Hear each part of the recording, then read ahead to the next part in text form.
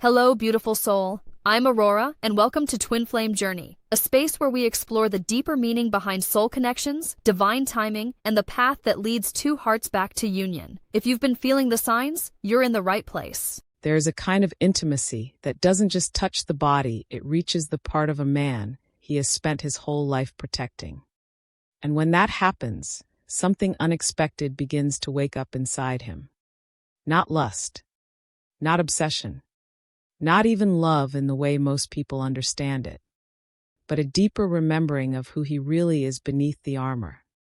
So why does deep intimacy affect the divine masculine so powerfully? Why does one genuine emotional and soul-level connection shake him more than years of surface relationships ever could? And why does the very thing he longs for often become the thing he runs from first? In this video, we'll explore the hidden reason deep intimacy awakens the divine masculine soul, and why this awakening can look messy, confusing, beautiful, and sacred all at once. Chapter 1. The hidden misunderstanding about the divine masculine. When people speak about the divine masculine, they often reduce him to a stereotype. They imagine a man who is emotionally distant, slow to open up, uncomfortable with vulnerability, afraid of commitment, or somehow disconnected from the language of the soul. They describe him as the one who runs, the one who withdraws, the one who buries himself in work, logic, ambition, routine, or silence. And on the surface, sometimes that description seems true.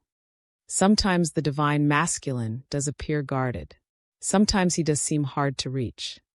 Sometimes he looks like someone who can hold everything together except his own heart. But that is exactly where the misunderstanding begins. Because the divine masculine is not shallow. He is not unfeeling. He is not incapable of love. And he is not less spiritual just because his soul does not always express itself through tears, words, softness, or emotional transparency in the beginning. Very often, what people call emotional coldness is actually emotional protection. What people call avoidance is often overwhelm. What people call indifference is sometimes the learned discipline of a man who taught himself, very early in life, that feeling too much was dangerous. This is the hidden truth many people miss. The divine masculine is often not disconnected from depth. He is disconnected from safety within depth. And that changes everything. Because once you understand that, you stop seeing him as a person with no inner world. You begin to see him as someone with an inner world so intense, so powerful, so private, that he built walls around it long before anyone arrived asking him to open his heart. A lot of men are taught from a young age that strength means containment. Do not cry too much. Do not need too much. Do not reveal too much. Do not fall apart. Do not be weak. Do not be emotional. Do not let anyone see how deeply something affected you. Even in loving environments, many boys learn that approval comes more easily when they are composed than when they are vulnerable. They learn to become reliable before they learn to become emotionally truthful. They learn to perform steadiness before they ever experience what true emotional safety feels like. And over time, this performance becomes identity. So by the time he becomes a man, he may look calm, strong, capable, even successful. He may know how to solve problems, take action, provide stability, and carry responsibility. He may be admired by others, desired by others, respected by others. But beneath all of that, there may still be a locked room inside him. A room filled with grief he never named, longing he never admitted, tenderness he never learned how to express, fear he never felt allowed to feel, love he never knew how to trust. This is why so many people misread the divine masculine. They see the armor and assume there is nothing underneath it. But armor only exists where something valuable is being protected. And often the stronger the armor, the more tender the soul underneath. That is why deep intimacy affects him so powerfully. It does not merely introduce him to another person. It introduces him to parts of himself he has spent years managing, suppressing, or hiding beneath function. It confronts him with a terrifying possibility that he is more sensitive, more longing, more loving, and more spiritually affected than he ever allowed himself to be. And for someone who has built his identity around control, that can feel like an earthquake. Think about it. What happens when a man who has always survived through structure encounters a connection that cannot be managed through structure? What happens when a man who knows how to perform competence meets a bond that asks for presence instead of performance? What happens when someone who has mastered the outer world suddenly realizes he has never truly learned how to rest inside his own heart? This is where the awakening begins. Not in grand declarations. Not in dramatic romantic gestures. Not even in instant transformation. It begins in disruption. It begins in the moment his old strategies stop working. The divine masculine often knows how to move through life by doing, fixing, achieving, planning, enduring, protecting, containing. But deep soul connection cannot be solved like a problem. It cannot be earned the way approval is earned. It cannot be dominated, outperformed, or neatly organized. It asks for something far more difficult. It asks him to feel. And that can be the very thing he has spent his whole life avoiding without even realizing it. This does not mean he is weak. In many ways, it means he has been strong for too long in the wrong direction. He has been strong in endurance, but not yet in surrender. Strong in responsibility, but not yet in emotional honesty.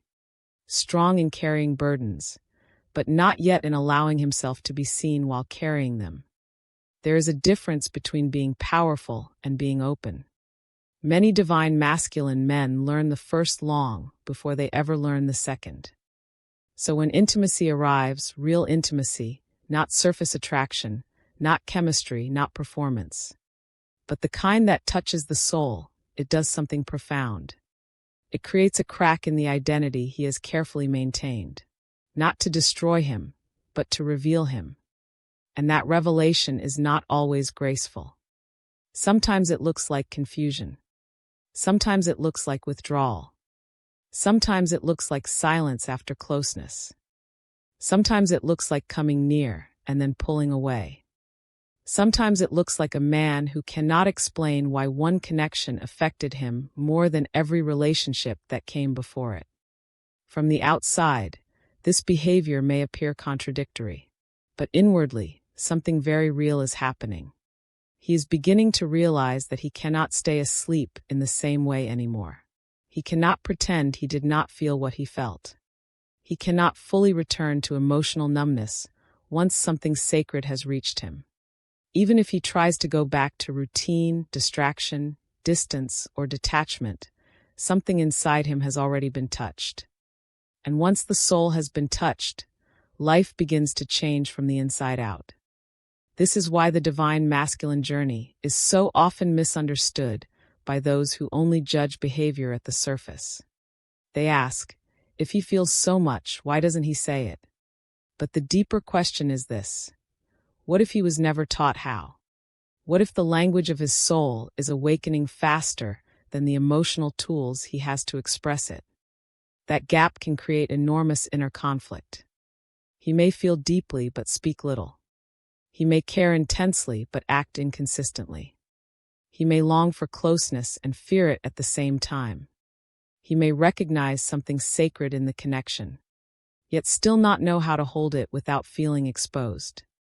And this is where compassion becomes essential.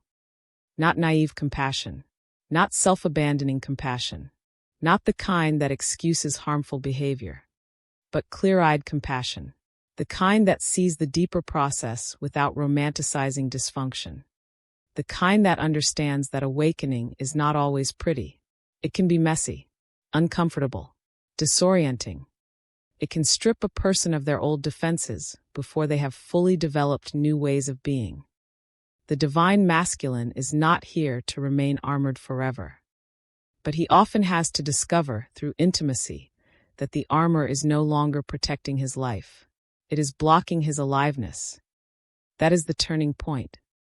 The moment he begins to sense that what once kept him safe is now keeping him separate. Separate from love. Separate from truth. Separate from the deeper self waiting underneath his survival patterns. And this realization is holy, even if it hurts. Because many men do not awaken when they are praised for being strong. They awaken when they encounter something that makes their strength feel incomplete. They awaken when they realize that success without intimacy feels empty. They awaken when presence becomes more important than image.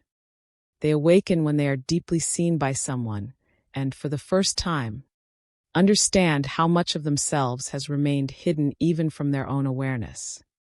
So no, the divine masculine is not simply the emotionally unavailable man. That is too small a story. He is often a soul in protection, a heart in training, a man whose inner world has been disciplined into silence, a being carrying ancient tenderness beneath learned control. And when deep intimacy enters his life, it does not create that tenderness. It reveals it. It does not invent his soul. It awakens it. And perhaps that is the first truth we must understand if we want to truly understand his journey. The divine masculine does not need to become someone else in order to awaken. He needs to remember who he was before the armor became his identity. Because beneath the silence, beneath the restraint, beneath the fear of losing control, there is still a soul waiting to return to itself. And sometimes, all it takes is one deep, undeniable encounter to begin that return. Chapter 2. Deep intimacy is more than romance or physical desire. One of the greatest mistakes people make when talking about intimacy is that they confuse it with attraction. They think intimacy begins when two people want each other badly enough. They think it grows through chemistry, emotional intensity, longing late-night conversations, physical closeness, or the magnetic tension that makes two people feel almost addicted to one another. And while all of these things can be part of intimacy, none of them, by themselves, are intimacy. Because attraction can happen without truth. Desire can happen without safety. Passion can happen without vulnerability. And closeness can happen without anyone ever being truly known. This is where Chapter 2 begins. Deep intimacy is not simply romance, and it is not simply physical desire. It is something far more sacred, far more unsettling, and far more transformative than most people realize. Deep intimacy is what happens when another human being reaches the place in you that performance cannot reach. It is the moment you are no longer relating through image, role, seduction, charm, or emotional strategy. It is the moment something real enters the room, something unguarded, something honest, something almost impossible to fake. That is why deep intimacy has such power over the divine masculine. It does not just invite him into connection. It invites him out of hiding. And those are not the same thing. A man can experience physical passion with someone and remain emotionally untouched. He can be fascinated by someone, desire someone, pursue someone, even become obsessed with someone, and still remain hidden within himself. He can feel excitement, pleasure, fantasy, and emotional stimulation without ever crossing the threshold into true intimacy. Why? Because all of those experiences can still operate through ego. They can still exist in the world of pursuit, control, projection, or validation. But deep intimacy begins where those things begin to fail. It begins when he is no longer trying to win the moment. It begins when he feels seen in a way he cannot manage. It begins when silence between two people says more than performance ever could. It begins when presence becomes more powerful than seduction. This is why so many people misunderstand the awakening process. They assume the divine masculine awakens because he falls in love in the ordinary sense. But often, what awakens him is not just love. It is exposure. Not public exposure, but soul exposure. The kind where he suddenly realizes that another person can feel him beyond his words, can sense the pain beneath his composure, can recognize the tenderness beneath his discipline, can see the loneliness beneath his independence, can feel what he himself has spent years trying not to feel. And once that happens, he is changed. Because true intimacy does not merely let you be desired. It lets you be revealed. That is a very different experience. To be desired is flattering. To be chosen is reassuring. To be wanted is exciting. But to be revealed is terrifying. Why? Because being revealed means the walls are no longer doing what they were built to do. It means someone has entered the emotional landscape you thought was private, protected, unreachable. It means the version of you that survives through control is suddenly standing next to the version of you that longs to be loved without control. And that meeting can feel almost unbearable. This is why deep intimacy is often mistaken for danger by the nervous system. Not because it is actually unsafe, but because it is unfamiliar. For many people, especially those who have learned to protect themselves through emotional distance, the unfamiliar can feel more threatening than the painful patterns they already know. Emotional unavailability may hurt, but it is predictable. Control may feel lonely, but it is stable. Distance may create suffering, but it avoids exposure. Deep intimacy threatens all of that. It says, you cannot stay hidden here. You cannot remain half present here.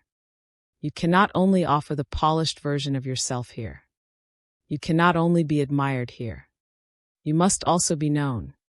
And being known is where the soul begins to tremble. Think about how rare that really is. How many people go through entire relationships without ever being deeply known? How many people talk constantly but never reveal anything real? How many couples build lives together while still hiding their truest fears, needs, grief, and longing from one another? How many people have shared a bed, a home, even a future plan, yet never touched the inner sanctuary of each other's hearts? This is why deep intimacy cannot be reduced to romance. Romance can be beautiful, but romance often lives in symbol, gesture, anticipation, emotional tone. Deep intimacy lives in truth. Romance may create the feeling of closeness. Intimacy tests whether closeness can survive reality. Romance may bloom in idealization. Intimacy begins when idealization falls away and connection remains. And this is exactly why it awakens the divine masculine so powerfully. Because deep intimacy is not asking him to perform love. It is asking him to become real enough to receive it. That is much harder. A man can learn the language of charm. He can learn what to say, how to appear strong, how to create attraction, how to pursue, how to impress, how to remain desirable. But deep intimacy does not care how impressive he is. It asks a far more difficult question. Who are you when there is nothing left to hide behind? Who are you when no achievement can protect you from being felt? Who are you when love approaches not as fantasy, but as truth? Who are you when someone touches the ache in you that success never healed? Those are the questions that awaken the soul. And often, they do not awaken it gently. Imagine a man who has spent years relating through competence. He knows how to be capable. He knows how to be dependable. He knows how to handle pressure, solve problems, move forward, stay composed. Then one day he meets someone whose presence does not demand more performance from him. Instead, her presence invites truth, not through force, not through interrogation, not through drama, simply through emotional depth. She listens differently. She sees differently. She responds to the energy beneath his words. She notices what he avoids. She senses what he withholds. And suddenly he is standing before a kind of connection that his old identity does not know how to navigate. This is the beginning of sacred intimacy. Sacred intimacy is not built on intensity alone. It is built on emotional reality. It is the kind of connection where two people begin to meet beyond role and beyond mask. It is not always comfortable. In fact, Some of the most sacred forms of intimacy are deeply uncomfortable at first because they disturb illusion. Sacred intimacy says, I do not just want your warmth when you are open. I also feel the pain beneath your silence. It says, I do not just see your confidence. I also see the fear underneath it. It says, I do not just love the parts of you that shine. I can feel the parts of you that are tired, shut down, ashamed, or grieving. And that kind of intimacy is profoundly disarming. Because once a man is encountered like that, he begins to understand that he cannot reduce this connection to chemistry. He cannot explain it away as attraction. He cannot place it in the same category as ordinary desire. Because ordinary desire does not rearrange the interior of the self. Deep intimacy does. It changes the way he hears silence. It changes the way he remembers touch. It changes the way he interprets distance. It changes the way he experiences his own emotional world. He may find himself thinking about things he never used to think about. Why did that moment affect me so deeply? Why do I feel exposed by someone who is gentle with me? Why does one honest conversation linger longer than all the passion I have known before? Why do I feel both drawn in and terrified? Why does this connection feel like it is asking something from my soul, not just my emotions? These are not the questions of surface attraction. These are the questions of awakening. Because at its deepest level, intimacy is not merely about being close to another person. It is about being unable to escape yourself in the presence of another person. It is about the collapse of distance between your outer self and your inner truth. It is about the end of fragmentation. And when that process begins, the divine masculine often enters a kind of internal crisis. Not because the connection is false, but because it is too real. Not because he feels nothing, but because he feels more than he knows how to contain. Not because desire is absent, but because desire has become entangled with revelation. And revelation changes everything. This is why some of the most powerful intimacy does not look dramatic from the outside. Sometimes it is a quiet conversation that lands in the body like thunder. Sometimes it is the feeling of being safe enough to exhale around someone. Sometimes it is a single sentence that reaches the wound no one else noticed. Sometimes it is the unbearable tenderness of being met without needing to earn it. That is the kind of intimacy that awakens the soul. Not because it flatters the ego, but because it bypasses it. Not because it creates fantasy, but because it dissolves it. Not because it lets him feel powerful, but because it invites him to feel true. And perhaps that is the real difference between ordinary connection and sacred intimacy. Ordinary connection asks, do you want me? Sacred intimacy asks, can you bear to be known? Ordinary attraction says, come closer so I can feel something. Deep intimacy says, come closer so truth can begin. And for the divine masculine, that truth can become the doorway to everything he has spent his life trying not to face and everything his soul has been waiting to remember. Because in the end, deep intimacy is not just about closeness. It is about revelation. It is about presence. It is about the collapse of illusion.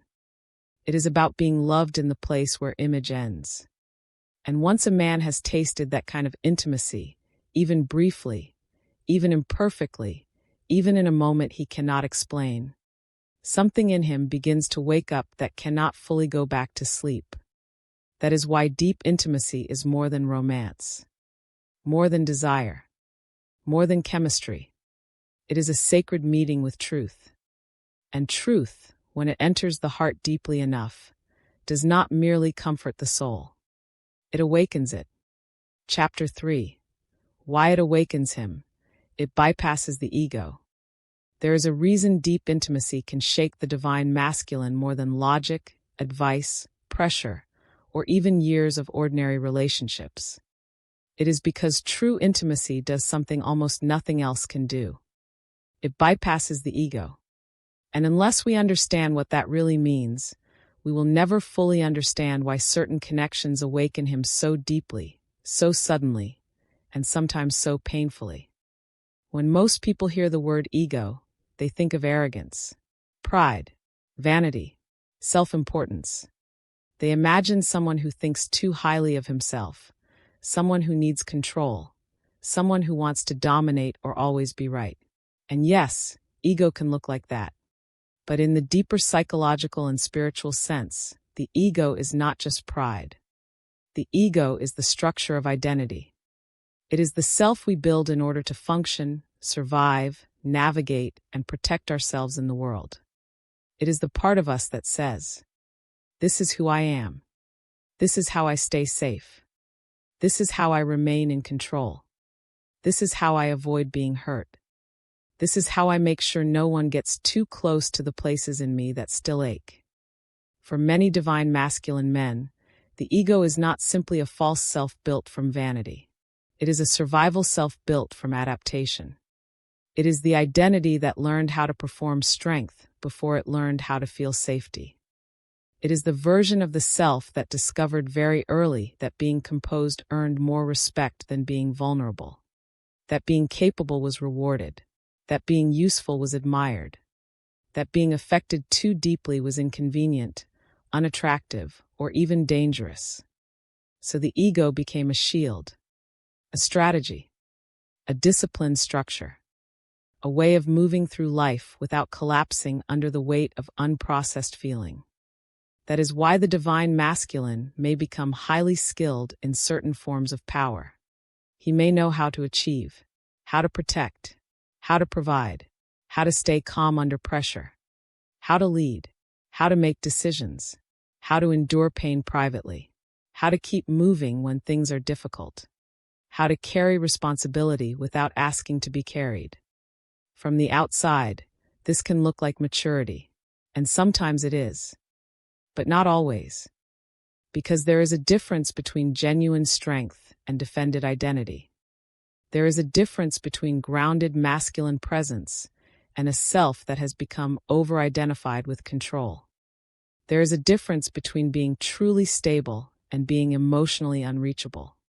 And this is where deep intimacy becomes so disruptive. Because deep intimacy does not attack the ego directly. It does something more powerful than that. It goes around it. It reaches the place underneath it. The ego can handle attraction. It can handle flirtation. It can handle admiration. It can even handle romance, as long as romance remains within familiar patterns. But true intimacy is different. True intimacy does not merely engage the image a man presents to the world. It does not only respond to his competence, his calmness, his confidence, his role, or the version of himself he has learned to manage carefully. Instead, it begins to touch the emotional reality beneath all of that. And once that happens, the ego no longer remains in charge in the same way. This is why some connections feel deeply unsettling to the divine masculine, even when nothing bad is happening. No one is attacking him. No one is humiliating him. No one is forcing him. No one is demanding that he break down. And yet something about the connection feels dangerous. Why? Because what is being touched is not his surface identity. It is his protected core. For a man who has learned to survive through self-control, this can feel like losing gravity. Imagine spending years building a carefully ordered inner world. You know how to present yourself. You know how to stay composed. You know how to regulate the impression others have of you. You know how to function even when you are hurting. You know how to redirect pain into work, goals, action, ambition, discipline, humor, silence, or distance. And then one day, someone enters your life whose presence makes all of those strategies feel insufficient. Not because they are trying to expose you, but because their presence reaches you in a place where strategy does not work. This is the beginning of awakening. The ego says, stay in control. Intimacy says, tell the truth. The ego says, maintain the image. Intimacy says, be real. The ego says, protect yourself. Intimacy says, come closer. The ego says, do not let them see how much this affects you. But the soul, once touched, whispers something else entirely. This matters. And that whisper changes everything. Because the divine masculine may be able to ignore his emotions for a long time. He may even convince himself that he is not deeply affected.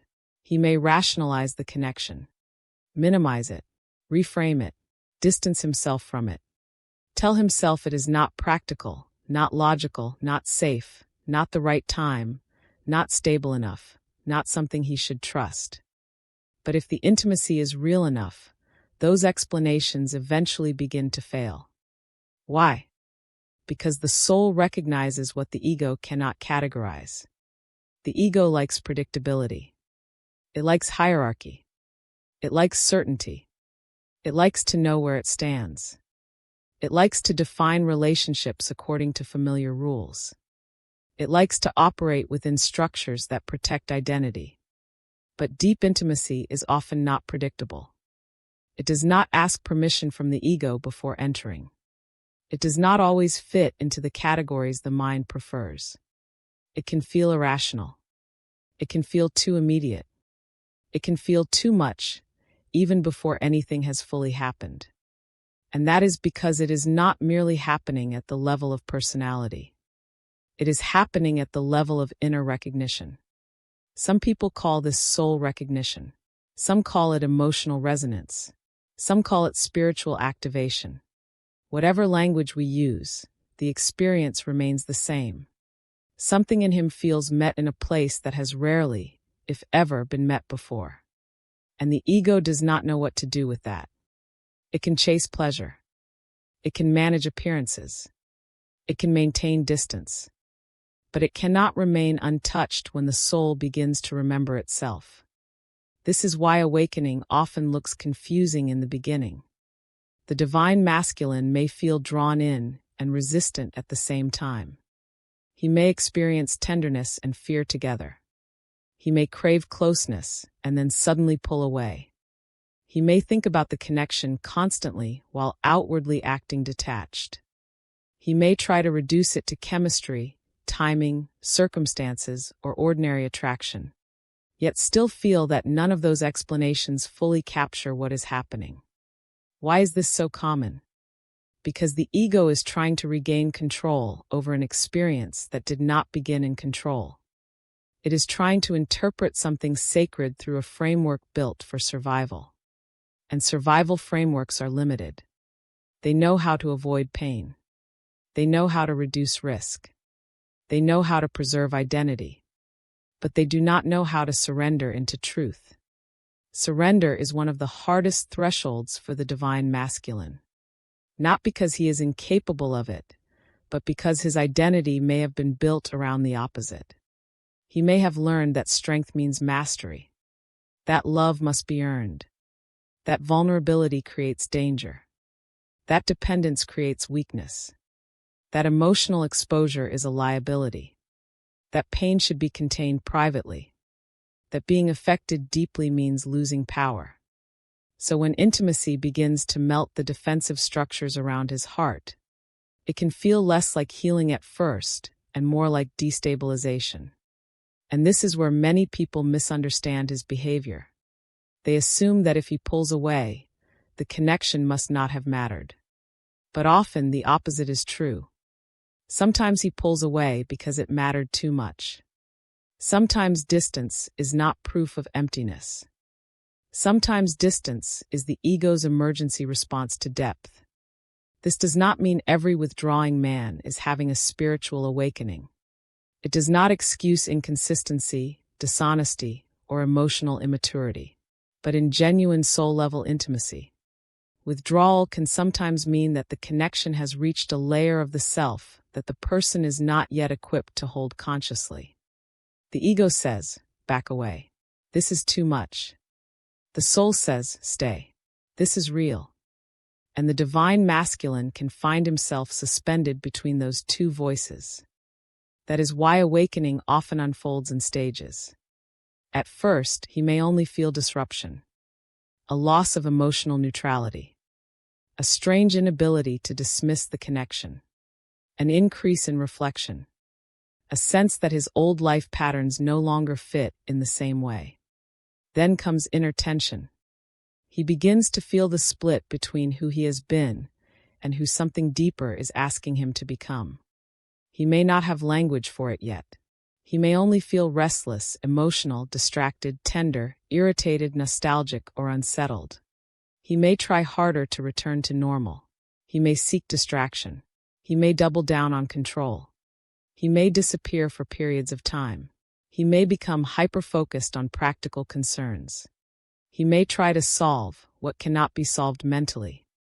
But the deeper the intimacy, the more difficult it becomes to return fully to unconsciousness. Because once the ego has been bypassed, something else has entered the conversation. Presence, truth, longing, emotional memory, spiritual hunger, the ache to be known. And these forces are powerful. They do not always speak loudly, but they reshape the interior life over time. A man who once felt satisfied with surface-level connection may begin to feel empty inside it. A man who once relied only on logic may begin to feel haunted by things logic cannot resolve. A man who once avoided vulnerability may begin to sense that his avoidance is costing him something sacred. A man who once believed control was strength may begin to realize that control is also the thing separating him from the love he actually longs for. That realization is not small. It is the beginning of ego reorganization. Not ego death in the dramatic sense people often speak about, but ego softening. The old identity begins to loosen. The man who once believed he had to remain impenetrable starts to see that impenetrability is not peace. The man who once believed emotional distance made him safe starts to realize it has also made him lonely. The man who once thought love required performance begins to glimpse the possibility that love may require truth instead. This is what intimacy does when it bypasses the ego. It reveals the cost of self-protection.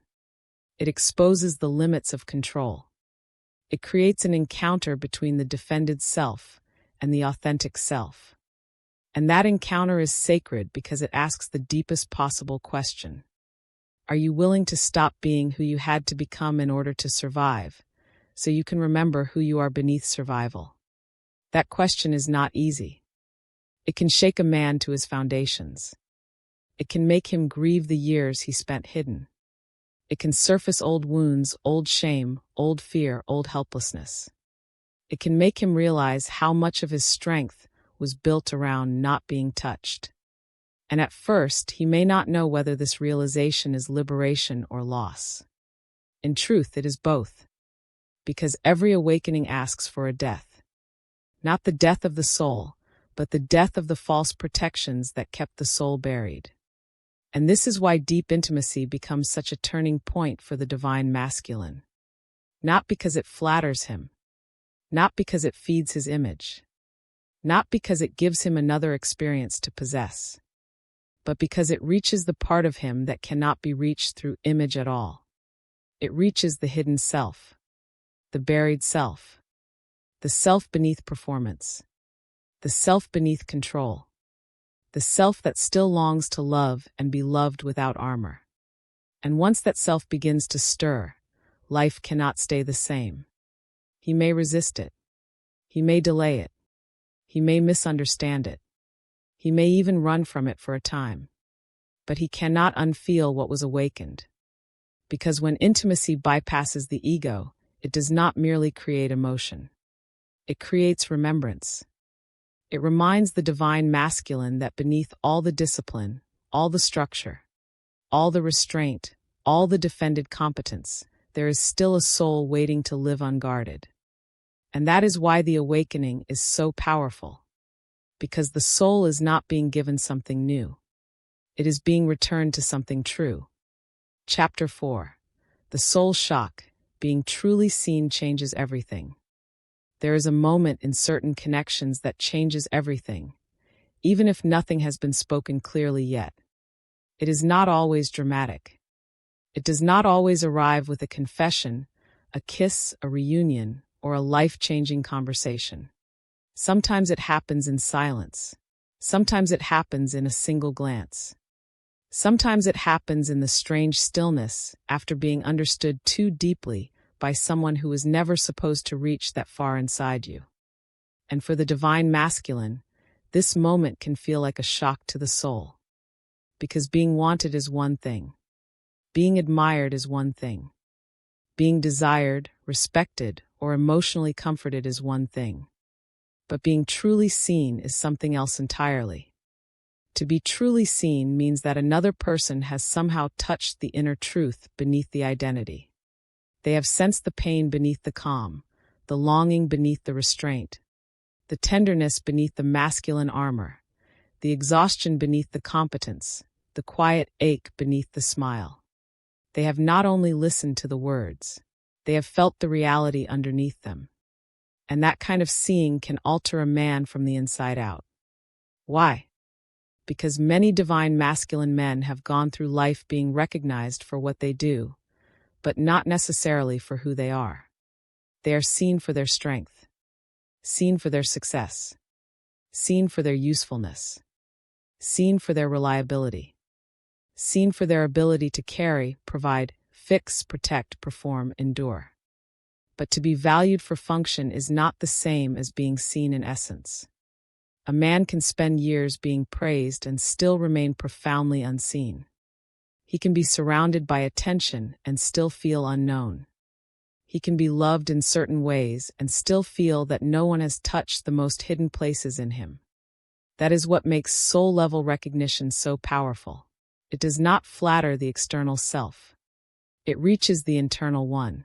It does not say, "I like what you show." It says, "I can feel what you hide." And that is where the shock begins. Because when someone sees what you hide without trying to expose or shame you, something inside you begins to tremble. The nervous system does not always know whether this is relief or danger. The heart does not always know whether to move closer or defend itself. The soul feels recognized, but the ego feels interrupted. So the divine masculine often experiences a strange contradiction in these moments. He feels drawn in by the recognition, but he is also destabilized by it. He feels comforted, but also exposed. He feels understood, but also vulnerable. He feels closer to himself, but less in control of himself. And all of this can happen before he has the language to explain any of it. This is why some of the deepest awakenings begin in confusion. Because what is happening is too deep to be processed only at the level of thought. It is not just, "I like this person." It is not just, "I feel chemistry." It is not just, "I enjoy being around them." It is something far more disorienting. Why do I feel like this person can see through me? Why do I feel calmer and more exposed at the same time? Why does one honest interaction affect me more than years of ordinary connection? Why do I feel something ancient moving inside me when this person says almost nothing? These are the questions of soul shock. Soul shock happens when the heart encounters a level of recognition it has not been prepared for. It is not always loud. In fact, it is often quiet. But it is deeply penetrating. It may happen in the moment someone notices sadness behind strength. It may happen when someone responds to the emotion beneath the words instead of only the words themselves. It may happen when a man realizes, with a kind of internal disbelief, that he no longer feels the need to perform around someone. Or it may happen in the unbearable intimacy of realizing that someone sees his guardedness and does not punish him for it. That last part matters deeply, because many people fear being seen not because they are ashamed of what is inside them, but because they expect what is seen to be rejected, mishandled, or used against them. If the divine masculine learned early in life that vulnerability creates danger, then being seen can trigger an old fear. If they can see the truth in me, they now have power to wound me. That is why genuine presence is so transformative. When someone sees him clearly and responds with gentleness instead of manipulation, with emotional maturity instead of intrusion, with groundedness instead of control, a crack begins to form in his old assumptions. Maybe I do not have to hide everything. Maybe being known is not the same as being trapped. Maybe someone can feel my depth without trying to dominate it. Maybe tenderness is not weakness. Maybe love does not always come with danger. These realizations are profound because they challenge the deepest survival codes. And yet, even beautiful realizations can be frightening when they arrive too suddenly. Imagine a man who has spent years containing his emotional world with discipline. He knows how to remain composed. He knows how to regulate what others can access.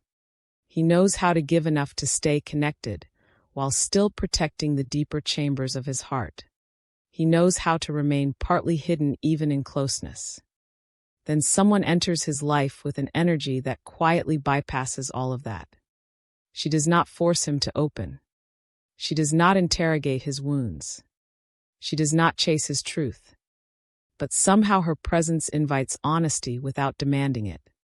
She listens without trying to control. She notices without dramatizing. She feels without consuming. She creates a space where his inner self begins to emerge naturally. And that emergence feels both beautiful and unbearable. Because now he has a choice he did not have before. He can no longer pretend the deeper self is not there. Once a man has been truly seen, even briefly, he cannot return to unconsciousness in the same way. He may try. He may distance himself. He may retreat into routine, silence, work, logic, or confusion. He may tell himself that it was not that significant. He may attempt to reduce the moment to projection, mood, timing, or emotional intensity. But the soul remembers. The body remembers. The heart remembers. Something in him knows that he was met in a way that cannot be faked. And from that point on, the old life begins to feel thinner. This is why the experience of being seen can become a turning point in the divine masculine journey. Not because it solves him, and not because it instantly transforms all his patterns, but because it reveals the gap between the life he has built and the self he has buried. That revelation can be painful. He may begin to realize how much of his life has been lived through role instead of truth. How many conversations he has had without real presence. How many relationships he has maintained without full emotional participation. How much effort it has taken to remain controlled. How lonely it has been to be admired but not known.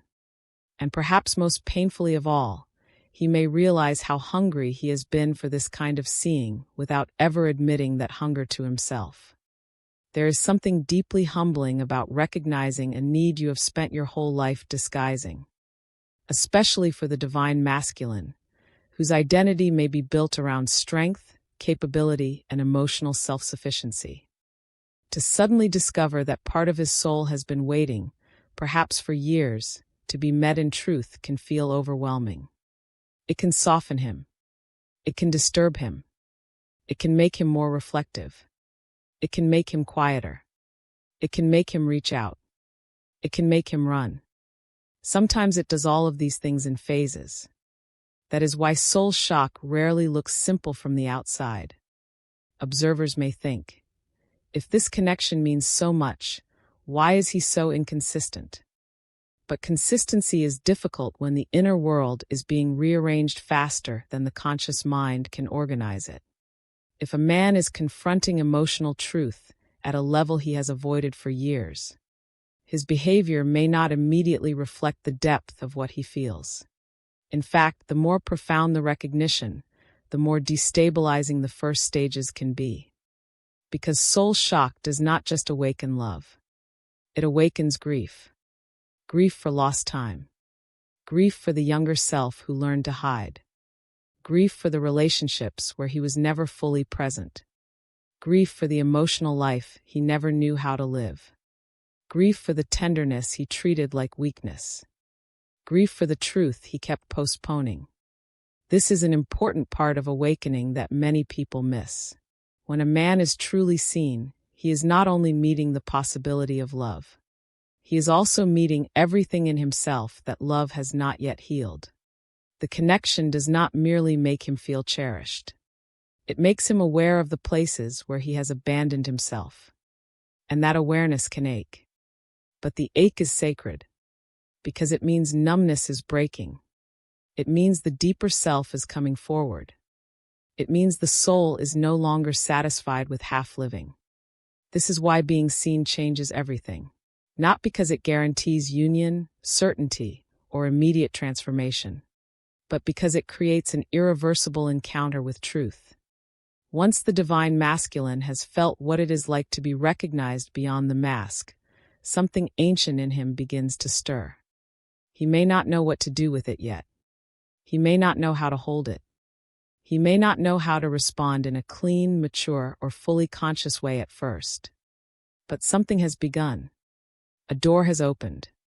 A light has entered.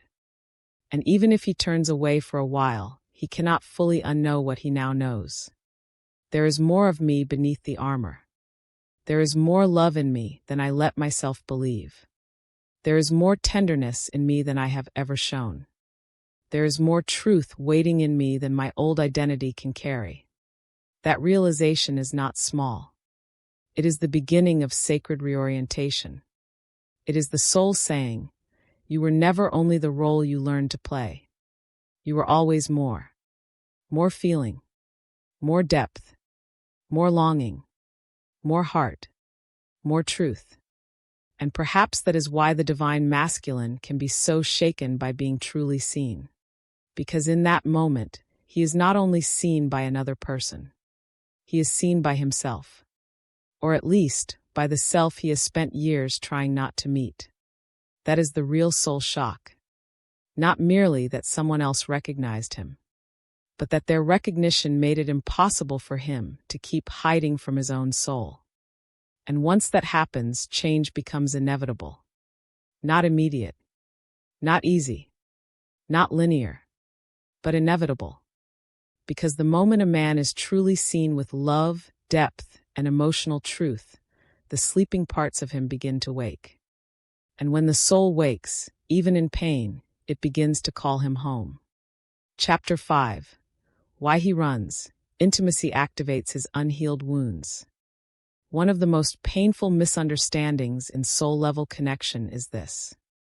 People often assume that when the divine masculine pulls away, it means he did not feel enough. He was not affected enough. He did not care enough. He was not serious enough. He was not real enough. But in many cases, especially in deep and transformative connections, the opposite can be true. Sometimes he runs not because the intimacy meant nothing. Sometimes he runs because it meant too much.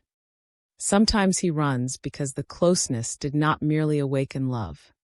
It awakened wounds. And until we understand this, we will keep reading withdrawal only at the surface. We will see distance and call it indifference. We will see silence and call it emptiness. We will see inconsistency and assume there is no depth behind it. But when a man has been touched at the soul level, his retreat is not always a lack of feeling. It can be the nervous system's attempt to protect itself from a depth of feeling it does not yet know how to regulate. That does not make every retreat sacred.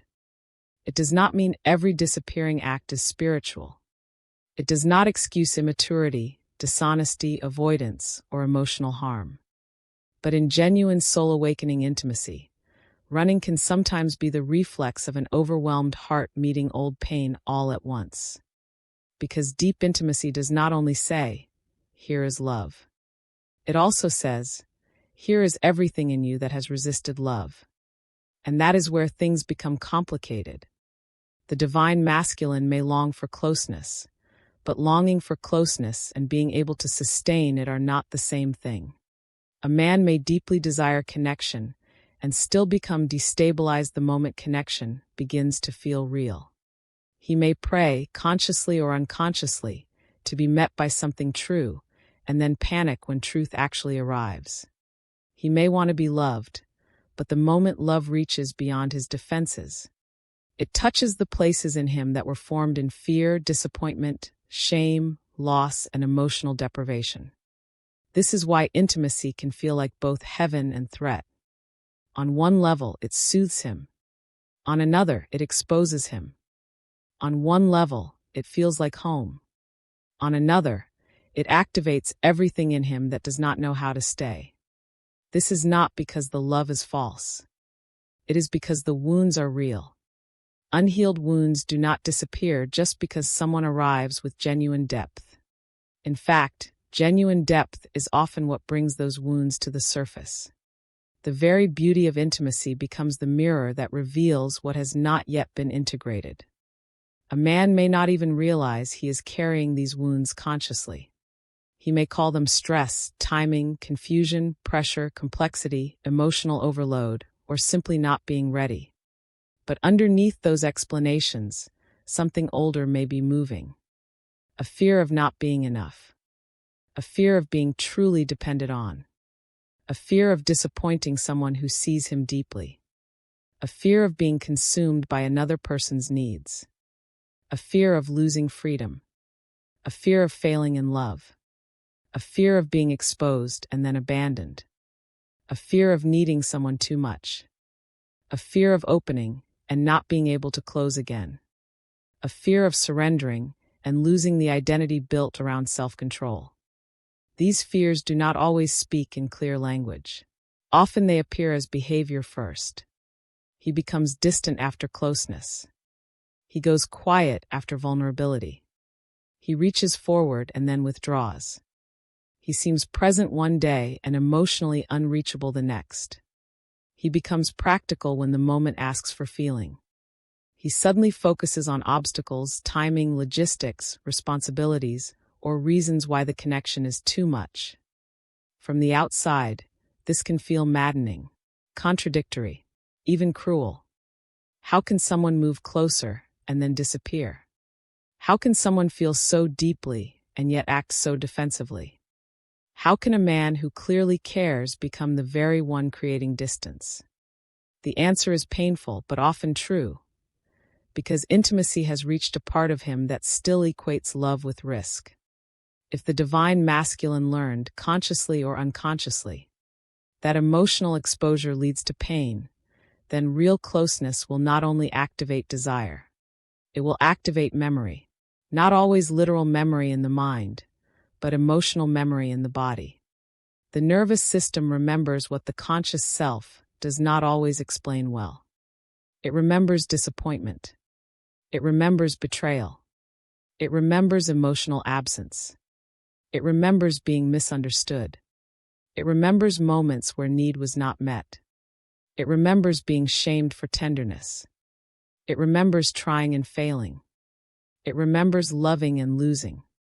It remembers collapsing internally while appearing fine externally. So when true intimacy begins to unfold, the body may react before the soul can settle into trust. This is why some men look calm while they are internally in turmoil. This is why a connection can feel precious and unbearable at the same time. This is why the divine masculine may pull away right when the bond becomes most real. It is not always that he does not recognize the sacredness.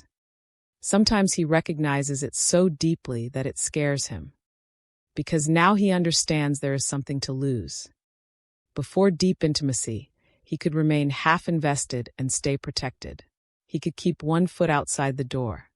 He could feel affection without fully surrendering to its consequences. He could engage without being entirely altered. But once soul-level intimacy enters, the stakes change. Now the connection matters. Now the other person matters. Now his own heart matters.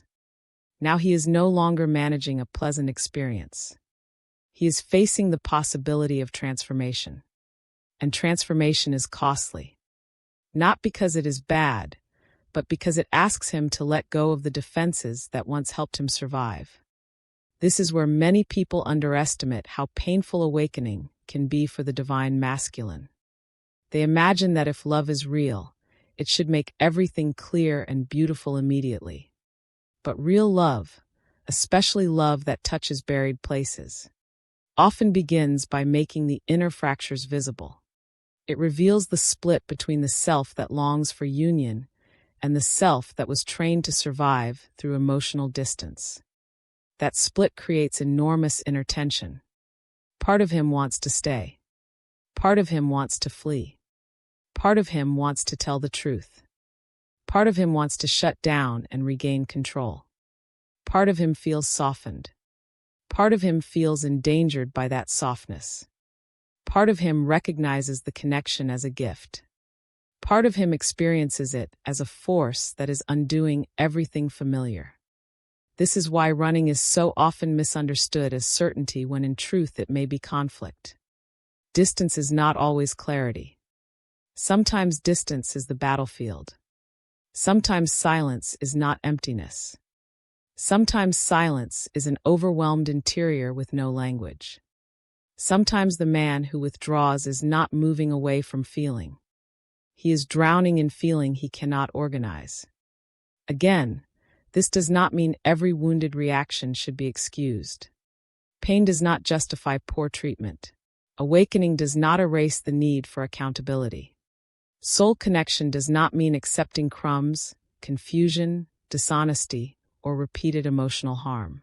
These distinctions matter deeply. But if we are trying to understand the interior movement of the divine masculine, we must be willing to look beneath the behavior and ask a more honest question. What was activated in him when the intimacy became real? Maybe it was the wound of inadequacy. If he has built his identity around being capable and strong, then deep intimacy may confront him with a terrifying possibility.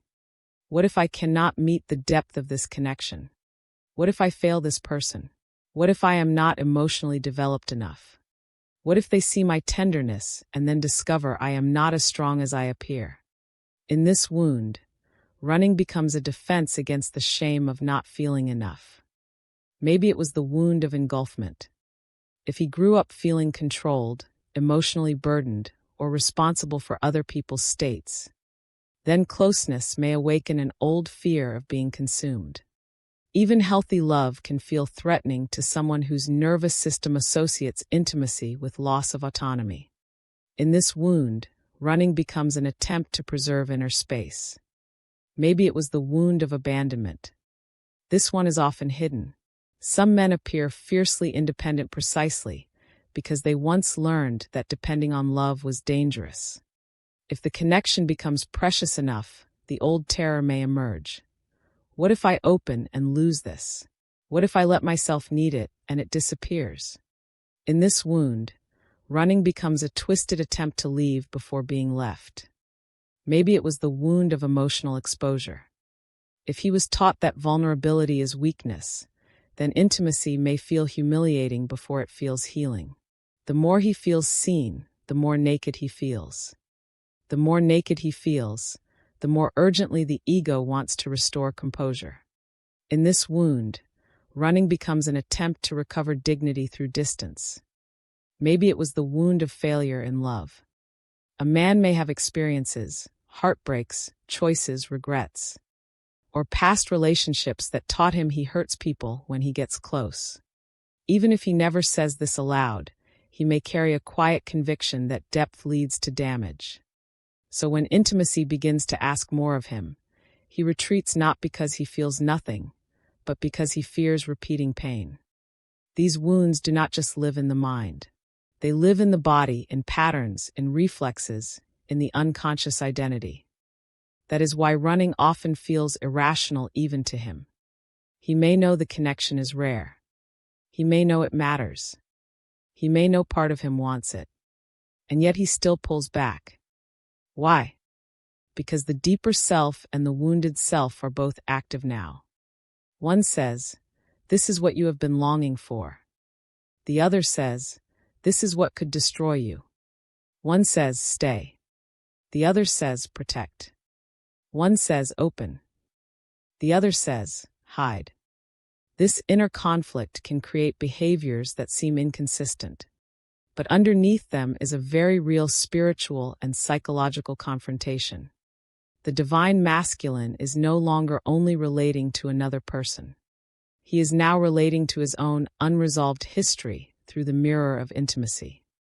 And intimacy is merciless in this sense. Not cruel, but merciless toward illusion. It exposes what still has power over him. It reveals where love cannot fully enter yet because fear still guards the doorway. It shows him the places where he confuses self-protection with self-preservation. It teaches him that distance may reduce overwhelm temporarily, but it does not heal the wound that created the overwhelm. This is why running is not the end of the story. Sometimes it is the beginning of confrontation. The confrontation with his own patterns, with his own grief, with the ways he has confused numbness with peace, with the ways he has mistaken control for strength, with the ways he has called avoidance timing or logic when in truth it was fear. If he is willing to face that, running can become part of the awakening rather than the final proof of disconnection. Because eventually, distance stops protecting him from what has been activated. He may physically leave the connection for a time, but he cannot fully leave the mirror it awakened inside him. He cannot unknow what he felt. He cannot entirely silence the ache. He cannot return to old forms of relating without feeling the contrast. Once deep intimacy has stirred the soul, even his defenses begin to feel different, less satisfying, less convincing, less alive. This is where real transformation starts to whisper. Maybe the problem is not that love is too much. Maybe the problem is that my old self does not know how to receive it. Maybe the pain is not proof I should run. Maybe it is proof that something unhealed in me is finally asking to be seen. Maybe what terrifies me is not the other person. Maybe it is the collapse of the identity I built to avoid being hurt. Those realizations are sacred because they move him from blame to awareness, from confusion to responsibility, from reflex to reflection, from running unconsciously to understanding what he is running from. And that is a crucial threshold in the divine masculine journey. Because the truth is, intimacy does not create his wounds. It reveals them. It does not invent his fear. It illuminates it. It does not make him weak. It shows him where he has never been allowed to be soft enough to heal. So yes, sometimes he runs. But not always because he is empty. Not always because he is false. Not always because the connection is one-sided. Sometimes he runs because love has reached the locked places. Sometimes he runs because intimacy has activated the unhealed boy beneath the composed man. Sometimes he runs because the soul is calling him forward while the wound is pulling him backward. And until those two parts are reconciled, distance may feel easier than surrender. But only for a while. Because what is truly awakened does not disappear. It waits. It echoes. It returns in silence. It returns in longing. It returns in reflection. It returns in the growing awareness that no outer escape can resolve an inner wound. And that is the deeper truth behind his running. He is not always running from love. Sometimes he is running from everything love has uncovered within him. And until he is willing to turn and face those wounds, intimacy will keep feeling like both the medicine and the fire. Chapter 6. The difference between surface attraction and sacred intimacy. Not every powerful connection is sacred. Not every intense attraction is transformative. Not every bond that feels magnetic is rooted in truth. And this is one of the most important distinctions to understand if we want to truly understand why some connections awaken the divine masculine, while others only stimulate him, distract him, or temporarily consume him. Because there is a profound difference between surface attraction and sacred intimacy. From the outside, they can look similar at first. Both can create chemistry. Both can create longing. Both can create obsession, emotional intensity, anticipation, excitement, fascination, and the feeling that something meaningful is happening. Both can pull two people toward one another with a force that feels undeniable. Both can disrupt routines, stir desire, and awaken emotion. But beneath the surface, they come from very different places. Surface attraction touches preference. Sacred intimacy touches truth. Surface attraction says, "I like how you make me feel." Sacred intimacy says, "I cannot hide who I am when I am with you." Surface attraction can be thrilling. Sacred intimacy can be life-altering. And the divine masculine often does not fully understand the difference at first, because surface attraction is far easier to recognize. It speaks the language of the ego, the body, the personality, and the imagination. It arrives with spark, fantasy, tension, idealization, emotional charge, and a kind of excitement that makes people believe they have found something extraordinary. Sometimes they have. Sometimes they have only found intensity. And intensity is not always intimacy. That distinction matters deeply, because intensity can be created by many things: chemistry, projection, incompatibility, emotional unpredictability, unhealed attachment wounds, novelty, longing, scarcity, fantasy, and the thrill of not fully knowing where one stands. In fact, some of the most intoxicating connections are not built on truth at all. They are built on activation. Activation feels powerful. It floods the system. It can make a person think constantly, feel obsessively, and interpret emotional volatility as spiritual significance. It can create a sense of urgency that feels almost fated. But activation alone does not mean the soul is being met. Sometimes it only means the nervous system is being stirred.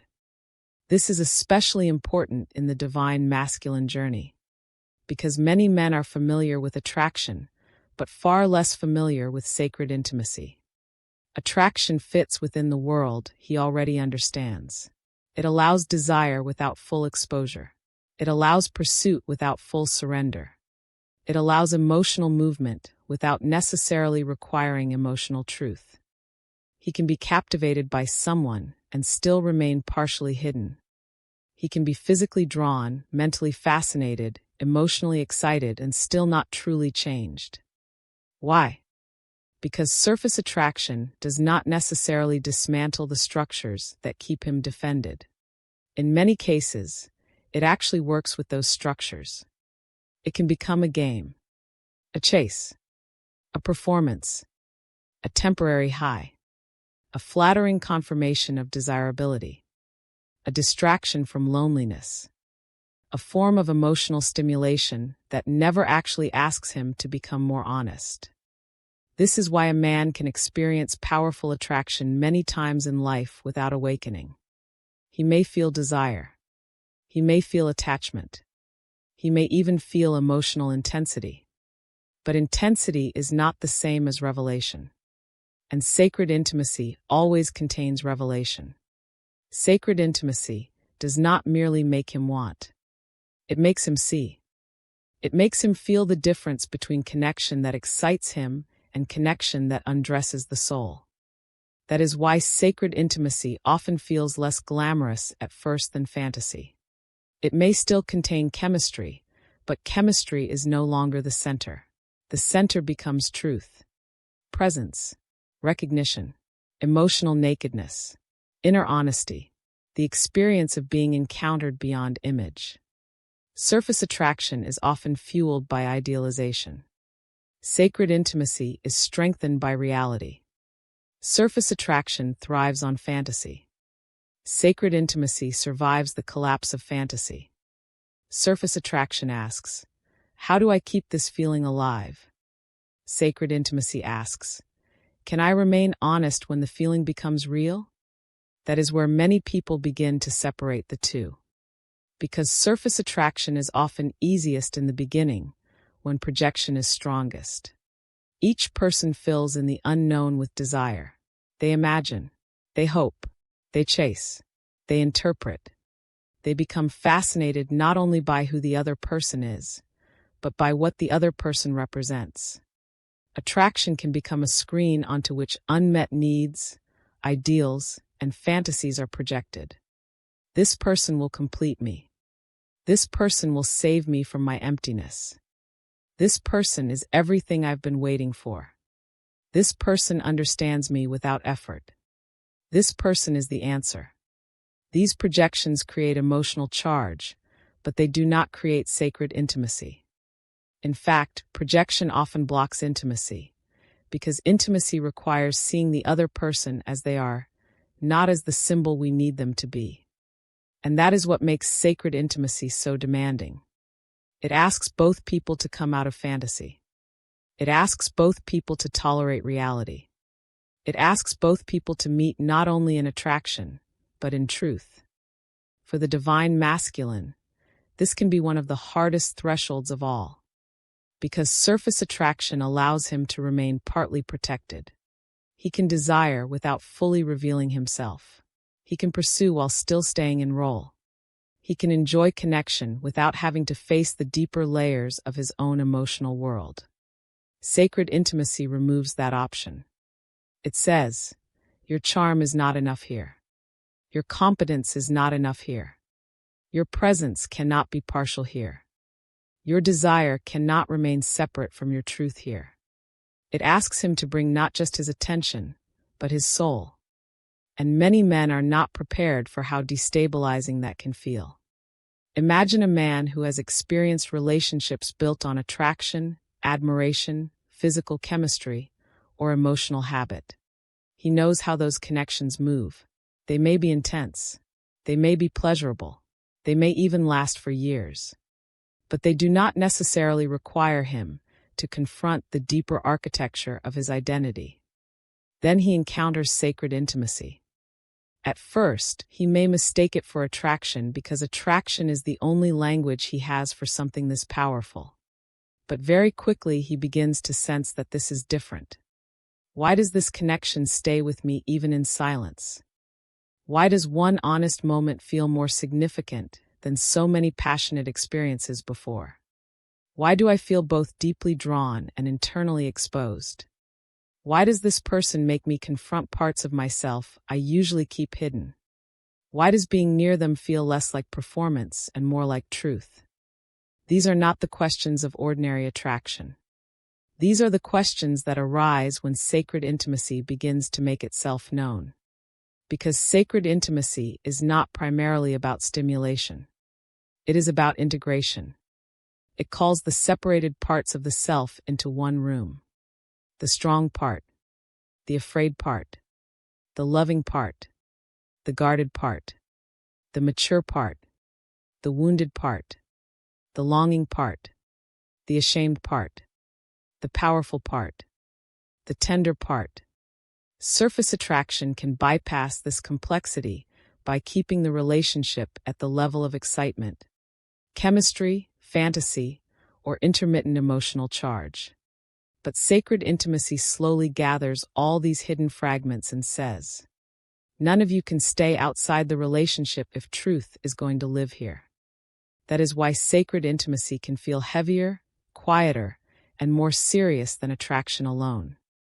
Not dull, not lifeless, but weightier, because it is dealing with reality.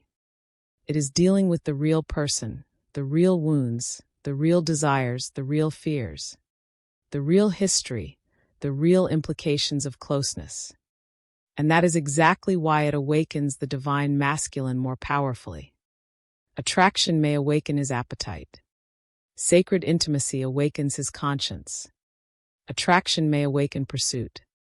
Sacred intimacy awakens responsibility. Attraction may awaken desire. Sacred intimacy awakens devotion. This is where the difference becomes undeniable. In surface attraction, the focus is often on possession or experience. How do I keep this? How do I win this? How do I stay desired? How do I protect my image inside this? How do I avoid losing power?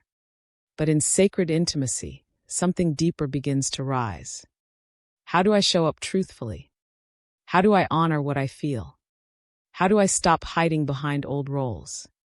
How do I stay present when love asks more of me than performance? How do I become the kind of man who can hold what is real? That shift is everything.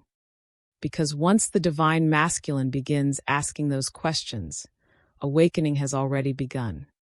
He is no longer relating only from instinct or attraction. He is relating from the threshold of transformation. The connection is no longer just giving him emotion. It is requiring evolution.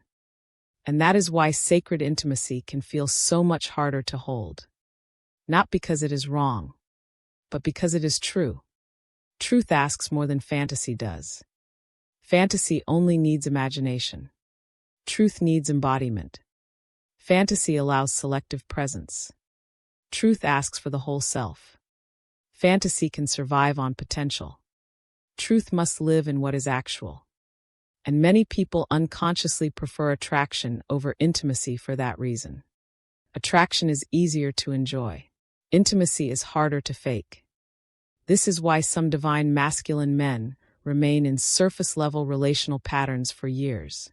Not because they are incapable of depth, but because depth asks for a kind of surrender their current identity does not yet know how to tolerate.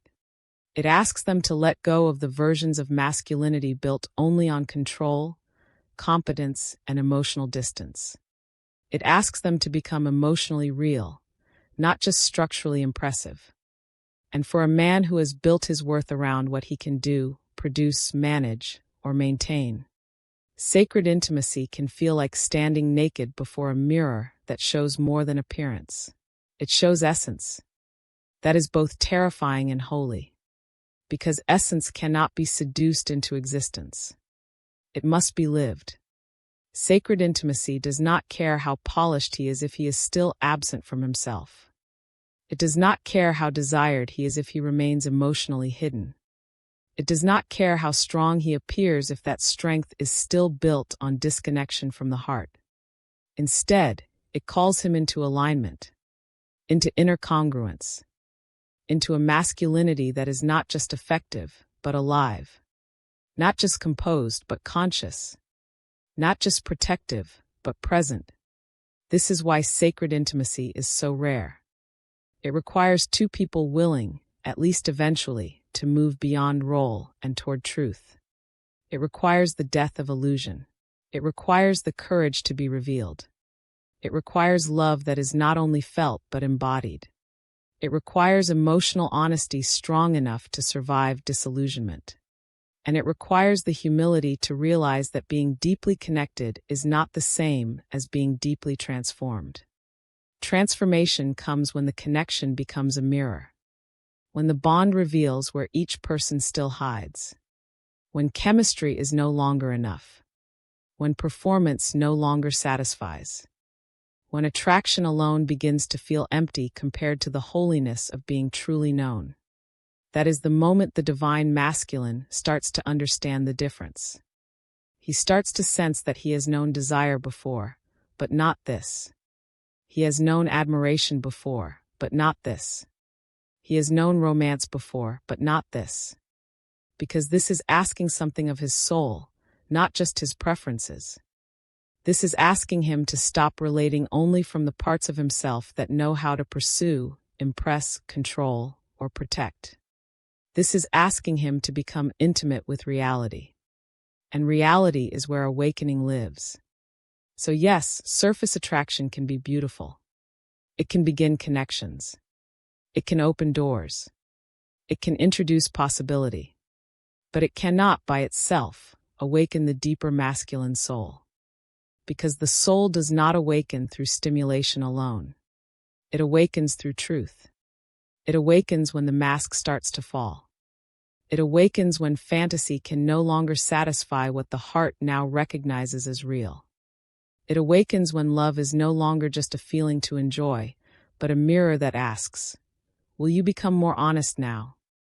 That is the difference between surface attraction and sacred intimacy. One excites the self. The other reveals it. One creates emotional movement. The other creates transformation. One can keep a man entertained. The other can call him home to his deepest nature. And once he feels that difference, truly feels it, he can no longer confuse intensity with depth in the same way again. Because now he knows. Not every fire is sacred. Not every pull is truth. Not every longing is love. But when sacred intimacy appears, it does not merely attract him. It invites him to become real. And that invitation can awaken everything. Tiếp theo, tôi sẽ viết chapter 7. How Awakening begin to change him internally theo cùng dòng và độ dài này. Chapter 7. How awakening begins to change him internally. Awakening rarely begins where other people can see it. It does not always announce itself through dramatic confessions, sudden clarity, or immediate transformation. It does not always look like a man suddenly becoming emotionally expressive, spiritually articulate, or perfectly available. In fact, some of the deepest awakenings begin in almost invisible ways. Quietly, privately, beneath the surface of behavior, beneath the language he uses, beneath the version of himself the world is still used to seeing.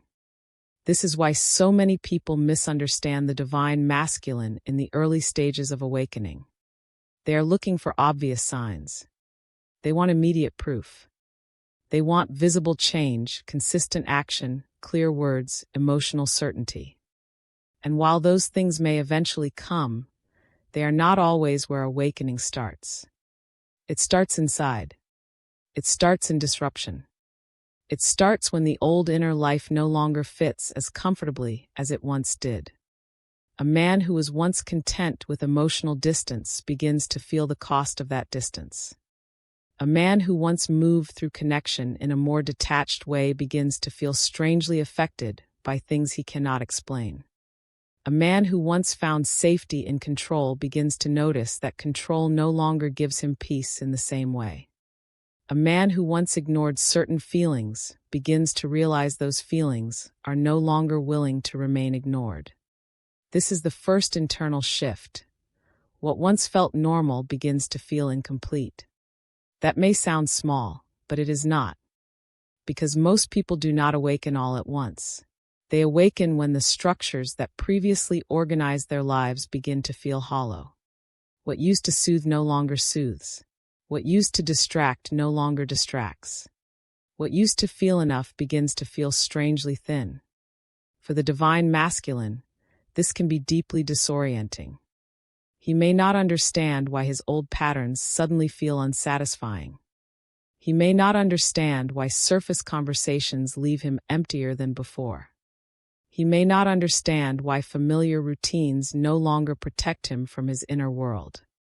He may not understand why one connection, one person, one moment of truth continues to echo in him long after the external circumstances have passed. And yet something is happening. His interior is changing. The first stage of internal awakening is often increased self-awareness, though not always in a peaceful form. Sometimes it appears as restlessness. Sometimes as emotional irritation. Sometimes as a strange sadness he cannot name. Sometimes as nostalgia, reflection, or a quiet ache. Sometimes as the growing inability to fully enjoy what once numbed him. This is important, because awakening is not always immediately blissful. Often, the beginning of awakening feels like discomfort. Why? Because awakening is not just the discovery of truth. It is also the loss of unconsciousness.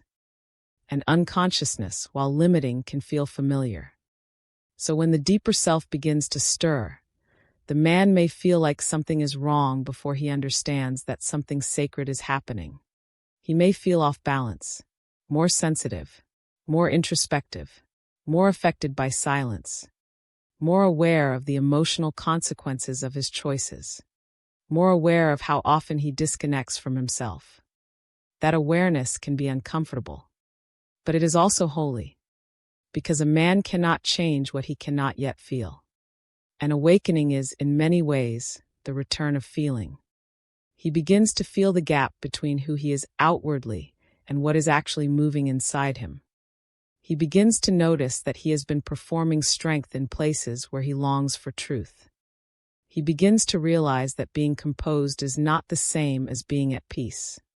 He begins to see that much of what he called fine was actually distance. He begins to understand that his silence has not always been wisdom. Sometimes it has been fear. Sometimes it has been protection. Sometimes it has been the absence of language for what he truly feels. This realization alone can change a man profoundly. Because once he starts to see himself more clearly, he cannot fully go back to the old self-image. He may still behave in familiar ways for a while. He may still withdraw. He may still struggle. He may still delay action. But inwardly, something has shifted. He knows more now. He has felt more now. He has seen more now. And that inner seeing begins to create pressure. Pressure not from outside, but from within. The pressure of truth. The pressure of incongruence. The pressure of living one way while increasingly feeling another. This is often where the divine masculine begins to enter a more reflective state. He may think more deeply. He may replay certain interactions. He may begin questioning why some people or experiences affected him so intensely. He may start noticing patterns in himself that once felt automatic. He may become more aware of the emotional consequences of avoidance, detachment, compartmentalization, or self-protection. He may ask himself questions he never used to ask. Why did I pull away when I cared? Why do I feel so much and say so little? Why does being truly seen make me uncomfortable? Why do I crave depth, but resist it when it arrives? Why do I feel empty in places that used to satisfy me? Why do I keep returning, in thought or feeling, to what touched me most deeply? These questions are signs of movement. They reveal that awakening is no longer just an emotional event. It is becoming a process of self-confrontation. And self-confrontation is one of the most important thresholds in the divine masculine journey. Because many men have learned to confront outer challenges, but not inner contradictions. They know how to handle pressure at work, how to solve practical problems, how to endure difficulty, how to keep functioning when life is demanding. But awakening asks for a different kind of courage. The courage to sit with oneself honestly. The courage to admit inner conflict. The courage to see that some old patterns are no longer serving growth. The courage to recognize that avoidance may have protected him once, but is now costing him intimacy, aliveness, and self-respect. This is where internal change begins to deepen. He may become less comfortable with superficiality. Conversations that once felt enough may now feel empty. Connections built only on convenience, attraction, status, or routine may begin to lose their emotional hold over him. He may notice that he can no longer participate in certain dynamics without feeling the dissonance inside. This does not mean he immediately leaves everything behind or changes his life overnight, but it does mean that inwardly, he is beginning to differentiate between what stimulates him and what nourishes him. That distinction is powerful, because once a man starts to feel the difference between stimulation and nourishment, he begins to mature. He begins to realize that not everything that keeps him occupied keeps him whole. Not everything that gives pleasure gives peace. Not everything that flatters the ego feeds the soul.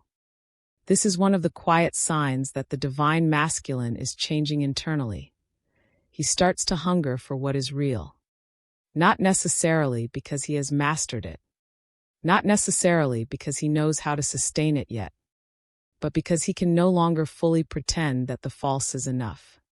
He begins to crave presence over performance. Depth over distraction. Truth over image. Meaning over mere movement. This can make his external life feel strange for a while. Things that once gave him a sense of identity may begin to feel less definitive. The persona he built may feel too small. The emotional habits he relied on may feel exhausting. The relationships that required only half of him may start to feel misaligned. Even his idea of masculinity may begin to evolve. He may start questioning whether strength truly means stoicism, whether leadership truly means distance, whether self-control truly means emotional suppression, whether protection truly means hiding, whether being the strong one has silently kept him from ever being fully known. These are not small internal changes. They are foundational, because awakening does not only change what a man feels. It changes what he values. It changes what he respects. It changes what he can tolerate. It changes what he is willing to keep pretending. He may also begin to notice a softer interior emerging, though he may not yet know what to do with it. He may feel more empathy, more tenderness, more emotional memory, more awareness of other people's pain, more regret for the ways he has been disconnected, unavailable, or defended. This stage can be especially humbling, because when a man begins to awaken emotionally, he often starts seeing the impact of his own unconsciousness. He may begin to understand how his avoidance affected others, how his silence created confusion, how his inconsistency reflected inner conflict rather than truth, how his self-protection may have felt like rejection to someone else. This realization can bring grief, not performative guilt, not self-hatred, but grief. Grief for what he did not know how to hold. Grief for the tenderness he resisted. Grief for the moments he stayed armored when the soul was asking him to open. Grief for the connections he could not meet fully because he was still living from protection. That grief, though painful, is another sign of awakening. Because numbness does not grieve. The defended self may rationalize. The ego may justify. But the awakening heart grieves. It grieves not only what was lost, but the version of self that could not yet love more consciously. This grief can become a doorway into humility, a doorway into responsibility, a doorway into a more mature masculinity that no longer measures strength by how little he feels, but by how honestly he can remain present with what he feels. This is where devotion begins in seed form. Not yet necessarily devotion to another person, but devotion to truth. Devotion to inner alignment. Devotion to becoming someone more integrated than before. He may not say it out loud. He may not even understand it fully. But inwardly, something in him begins to want a different life. A more honest life. A more conscious life. A life where he is no longer split between the soul that longs and the defenses that deny longing. He may still stumble, still retreat, still struggle with timing, fear, habit, and inner resistance. But the deeper part of him is changing now. And once that deeper part changes, everything else eventually has to respond. Because internal awakening creates a new standard inside the man. He can feel when he is betraying himself now. He can feel when he is shrinking. He can feel when he is choosing numbness over truth. He can feel when he is hiding behind the old identity instead of growing beyond it. That does not mean he always chooses correctly immediately. But it does mean he is no longer unconscious in the same way. And that matters. It matters because true transformation is not built on perfection. It is built on increasing consciousness. The divine masculine does not awaken because he suddenly becomes flawless. He awakens because he becomes unable to remain fully asleep to his own soul. That is the real change. He begins to hear himself differently. He begins to feel himself differently. He begins to interpret connection differently. He begins to sense that his life is asking more of him than performance, control, and emotional containment. It is asking for embodiment, for congruence, for heart, for responsibility, for truth lived, not merely felt in private. And perhaps the most beautiful part of this internal transformation is that it often begins before anyone else can confirm it. Before the words, before the action, before the visible proof.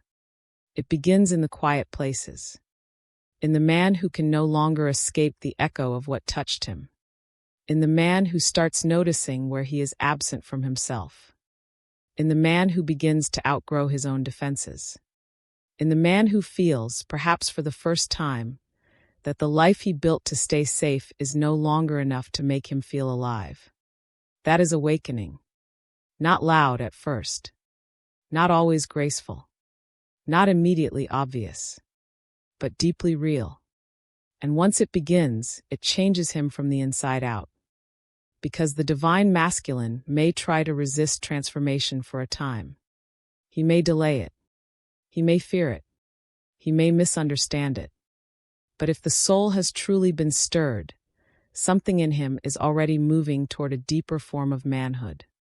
One built not only on strength, but on truth. Not only on control, but on consciousness. Not only on survival, but on presence.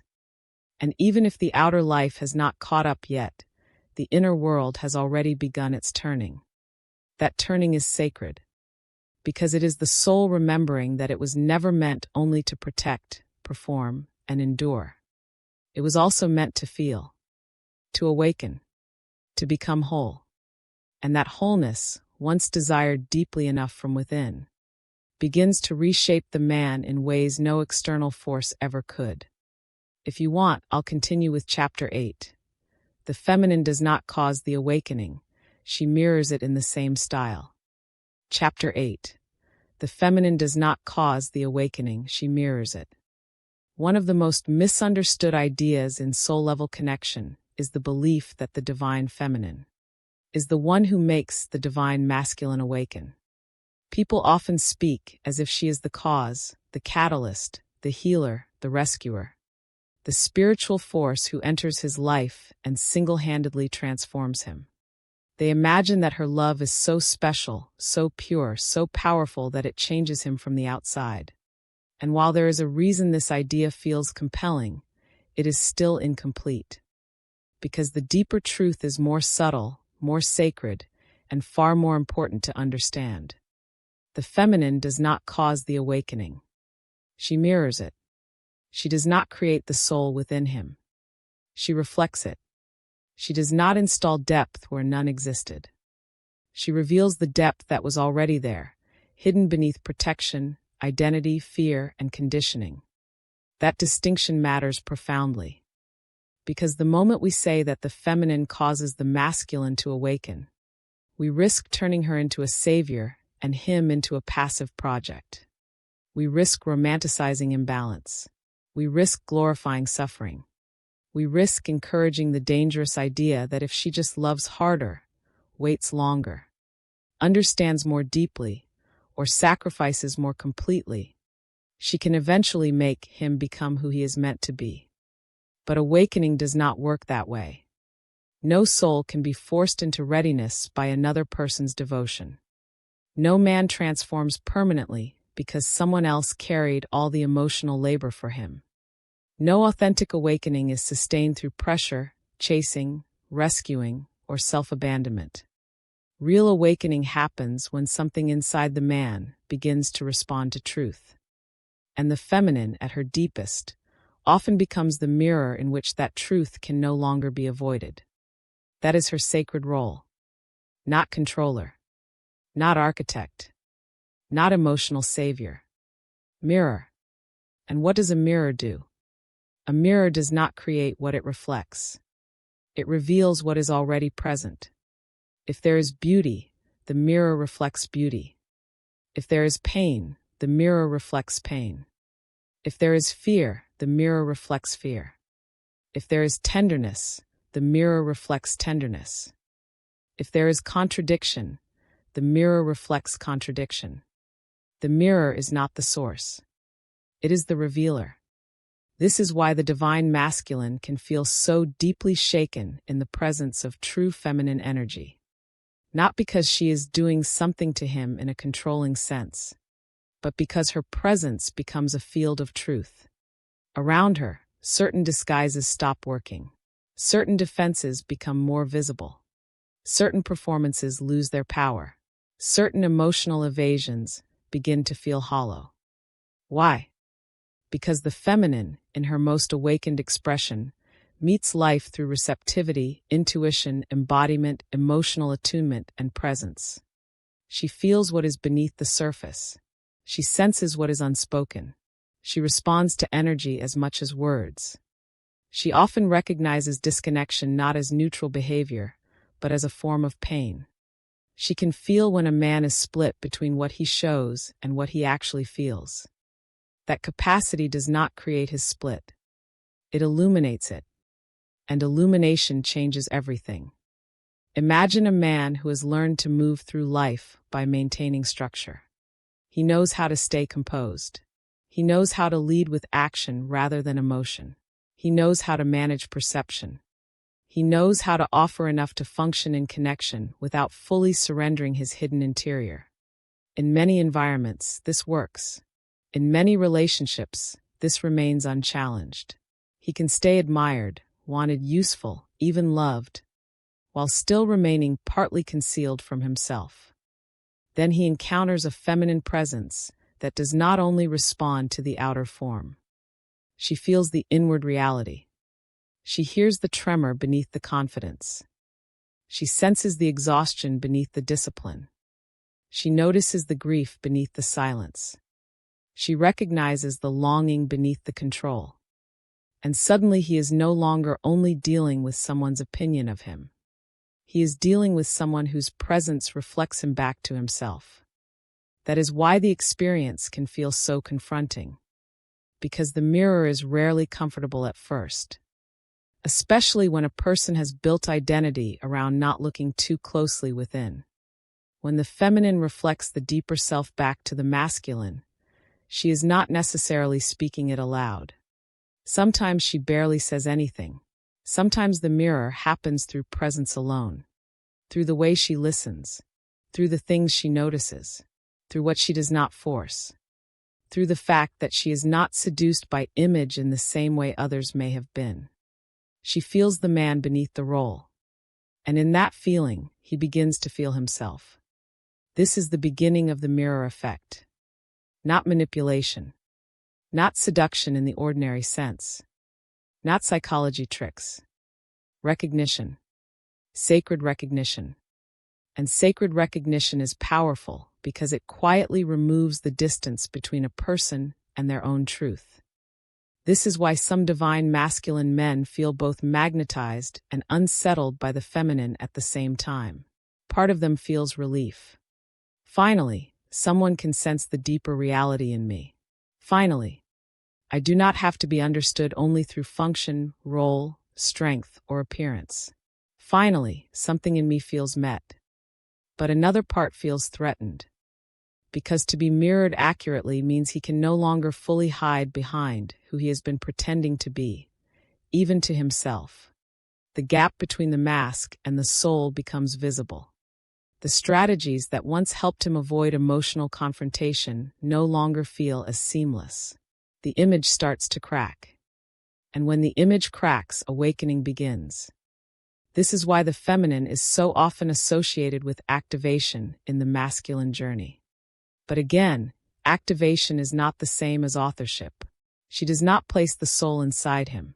She does not manufacture his wounds. She does not insert longing, grief, tenderness, or spiritual hunger into his being. She becomes the environment in which these things become harder to deny. That is a very different role. And it is a healthier one. Because when we understand the feminine as mirror rather than maker, we restore responsibility to the masculine where it belongs. He must choose what to do with what he sees. He must decide whether to turn toward truth or away from it.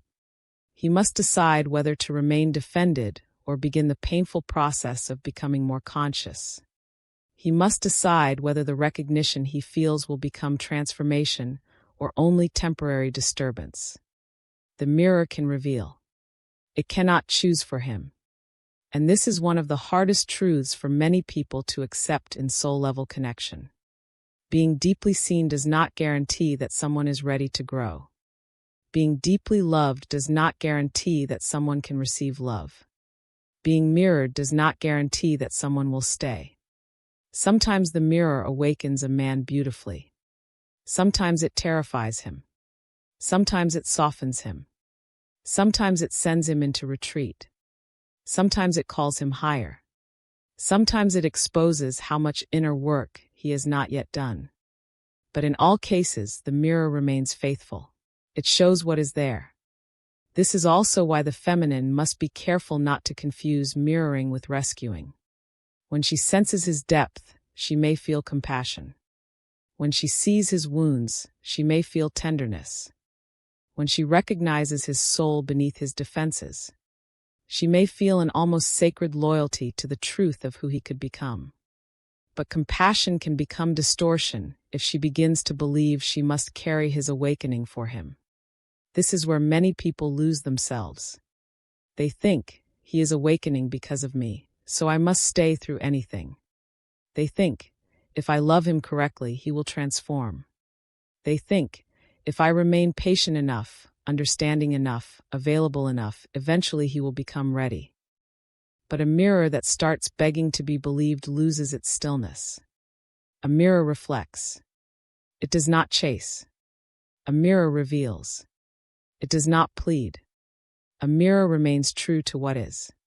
It does not abandon itself to make someone else more comfortable. This is a crucial lesson in the feminine journey as well. Her sacred power is not in overfunctioning. It is not in proving love through self-erasure. It is not in becoming endlessly available to someone who refuses responsibility. Her deepest power is in her truth, in her embodiment, in her capacity to remain connected to her own soul while offering clear reflection to another. That kind of feminine energy is transformative not because it is loud, but because it is real. It says without words, I see what is deepest in you. I also see what is defended in you. I will not confuse your potential with your present choices. I will not deny what I feel. I will not force your becoming. I will not shrink my truth to protect your avoidance. That is sacred mirroring. And when the divine masculine encounters that, he stands before something rare. Not a person trying to manage him. Not a person trying to fix him. Not a person trying to earn love through endless tolerance. But a presence that reflects both his soul and his shadow. His soul, meaning the truth of who he is beneath fear. His shadow, meaning the patterns that keep him separated from that truth. This is why the mirror effect can feel almost unbearable. Because the feminine often reflects not only his beauty, but also his fragmentation. She reflects the man he is capable of being. She reflects the ways he hides from that man. She reflects his tenderness. She reflects his fear of tenderness. She reflects his longing. She reflects the strategies he uses to escape longing. She reflects the love within him. She reflects the walls around that love. And if he is not ready, he may pull away not because the mirror was false, but because it was accurate. Accuracy can be hard to face, especially when it calls forth a version of the self that demands maturity. This is also why some of the deepest soul connections feel less like fantasy and more like exposure. In fantasy, we are free to project. In mirroring, projection collapses. We are shown something real, something living, something unresolved, something possible. And that possibility can either inspire growth or trigger resistance. For the awakened masculine, the mirror becomes invitation. For the defended masculine, the mirror becomes pressure. Same mirror, different level of readiness. That is why timing and consciousness matter so much. The feminine may recognize the soul before the man knows how to live from it. She may feel the deeper truth before he has built the nervous system, emotional maturity, and spiritual responsibility to embody that truth consistently. This does not make her perception wrong. It simply means revelation often precedes integration. A mirror can show the future shape of a man's becoming before he is able to inhabit it fully. And that gap can be heartbreaking. Because the feminine may feel what is real in him, and still watch him choose from fear. She may sense his capacity and still witness his avoidance.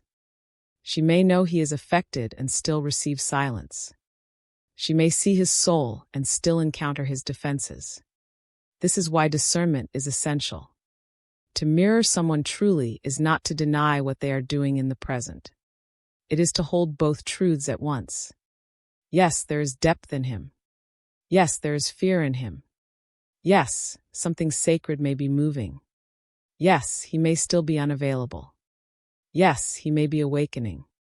Yes, he is still responsible for his actions. This balance protects the feminine from spiritualizing dysfunction, and it protects the masculine from being infantilized by the connection. Because ultimately, the goal is not for her to become the sun around which his entire transformation revolves. The goal is for the mirror to awaken self-recognition, to bring him face to face with his own heart, his own wounds, his own choices, his own soul. And once that self-recognition begins, the real work becomes his. Will he keep looking? Will he turn away? Will he stay with the discomfort long enough for truth to become embodiment? Will he stop blaming circumstances for what is actually fear? Will he allow what she reflected to become part of how he now understands himself? These are the questions that determine whether mirroring becomes awakening or merely a memorable disturbance. So no, the feminine does not cause the awakening in the way many people imagine. She does not manufacture it. She does not force it. She does not carry it on his behalf. She reveals. She reflects. She embodies truth strongly enough that falsehood becomes harder to maintain nearby. She becomes a living mirror in which the masculine can see both the love he carries and the ways he has protected himself from that love. And sometimes that is more powerful than any attempt to fix, teach, rescue, or convince. Because the soul does not awaken most deeply through pressure. It awakens through recognition, through truth, through the unbearable grace of being reflected clearly. And perhaps that is the real sacred role of the feminine in this journey. Not to create the divine masculine, not to save the divine masculine, but to stand in such living truth that the divine masculine, if he is willing, can finally no longer avoid seeing himself. And once a man truly sees himself, the path of awakening is no longer abstract. It becomes personal. It becomes inevitable. It becomes the quiet call to stop living from the mask and start living from the soul. That is the power of the mirror. Not that it invents what is there, but that it reveals it so clearly that the heart can never fully pretend again. Nếu bạn muốn, tôi sẽ viết tiếp chapter 9, Why True Intimacy Can Lead Him into Devotion, Not Performance cùng đúng dòng này. Chapter 9. Why True Intimacy Calls Him into Devotion, Not Performance. There comes a point in the awakening of the divine masculine when attraction is no longer enough. Insight is no longer enough, and even emotional recognition is no longer enough. Something deeper begins to ask for embodiment. Something deeper begins to ask for consistency. Something deeper begins to ask for truth made visible through action. And this is where the path changes. Because true intimacy does not call a man into performance. It calls him into devotion. That distinction is everything. Performance is about appearance. Devotion is about presence. Performance is about how something looks. Devotion is about what something is. Performance asks, how do I maintain the image? Devotion asks, how do I honor what is sacred? Performance is often fueled by fear. Fear of losing approval. Fear of losing control. Fear of being seen as weak. Fear of not being enough. Fear of not knowing how to love properly. So the man performs strength, performs certainty, performs detachment, performs desire, performs confidence, performs emotional steadiness. Sometimes he even performs vulnerability in controlled doses. enough to appear open without fully surrendering the deeper truth of what he feels. And for a while, performance can be convincing. It can attract. It can impress. It can protect. It can help him function in relationships without ever fully entering them. But true intimacy eventually exposes the limits of performance. Why? Because intimacy is not fed by image. It is fed by reality. And reality always asks a more difficult question than attraction does. Not, can you create the right moment? Not, can you say the right thing? Not, can you keep me emotionally engaged? But, can you stay present when love becomes real? That is the threshold. A man can perform interest. He can perform passion. He can perform pursuit. He can perform intensity. He can even perform spiritual language. But devotion cannot be performed for long, because devotion is not a style. It is a way of being. It is revealed not in occasional emotional highs, but in the sustained willingness to show up with truth, reverence, and responsibility. This is why true intimacy becomes such a refining fire for the divine masculine. It does not merely awaken his feelings. It begins to reveal whether he is willing to reorganize his life around what he knows is true. And that is where devotion begins. Devotion is often misunderstood as submission to another person, or blind loyalty, or romantic obsession. But sacred devotion is none of those things. Sacred devotion is alignment. It is the willingness to orient oneself toward what is real, even when what is real demands change. It is the willingness to stop treating love as an experience to enjoy and begin treating it as a truth to honor. It is the willingness to let intimacy shape character. And for the divine masculine, this can be one of the most profound transformations of all. Because many men have been taught, directly or indirectly, to relate to life through function and achievement.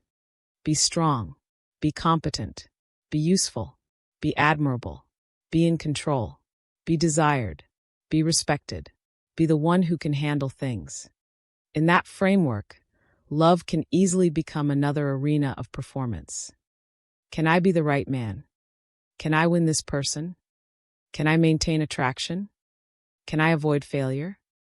Can I protect my image? Can I stay powerful inside connection? But devotion shifts the center entirely. Now the question is no longer, how do I look in love? The question becomes, how do I live in truth? That change is not small. It moves him from ego to essence, from role to reality, from strategy to sincerity, from self-protection to sacred participation.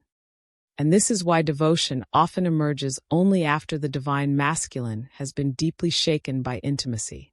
Because before he is shaken, he may still believe he can remain partly hidden and still receive the fullness of connection. He may believe he can manage love while keeping certain parts of himself outside of it. He may believe he can preserve the old identity and still enter the new level of truth the soul is asking for. But eventually, true intimacy reveals that he cannot. He cannot keep performing control and call it presence. He cannot keep offering fragments and call it love. He cannot keep hiding behind timing, confusion, silence, or surface charm if the soul is now asking for embodiment.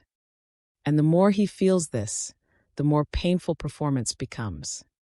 This is another important sign of awakening. What once felt sufficient begins to feel false. He may begin to notice that saying beautiful things means little if he cannot live them. He may begin to feel uncomfortable with inconsistency in himself. He may begin to recognize how much energy it takes to maintain an image that no longer matches his deeper knowing. He may begin to understand that love without integrity creates suffering, not because love is wrong, but because the self is divided. This is where devotion begins to rise as an inner necessity. Not because someone forced him into it.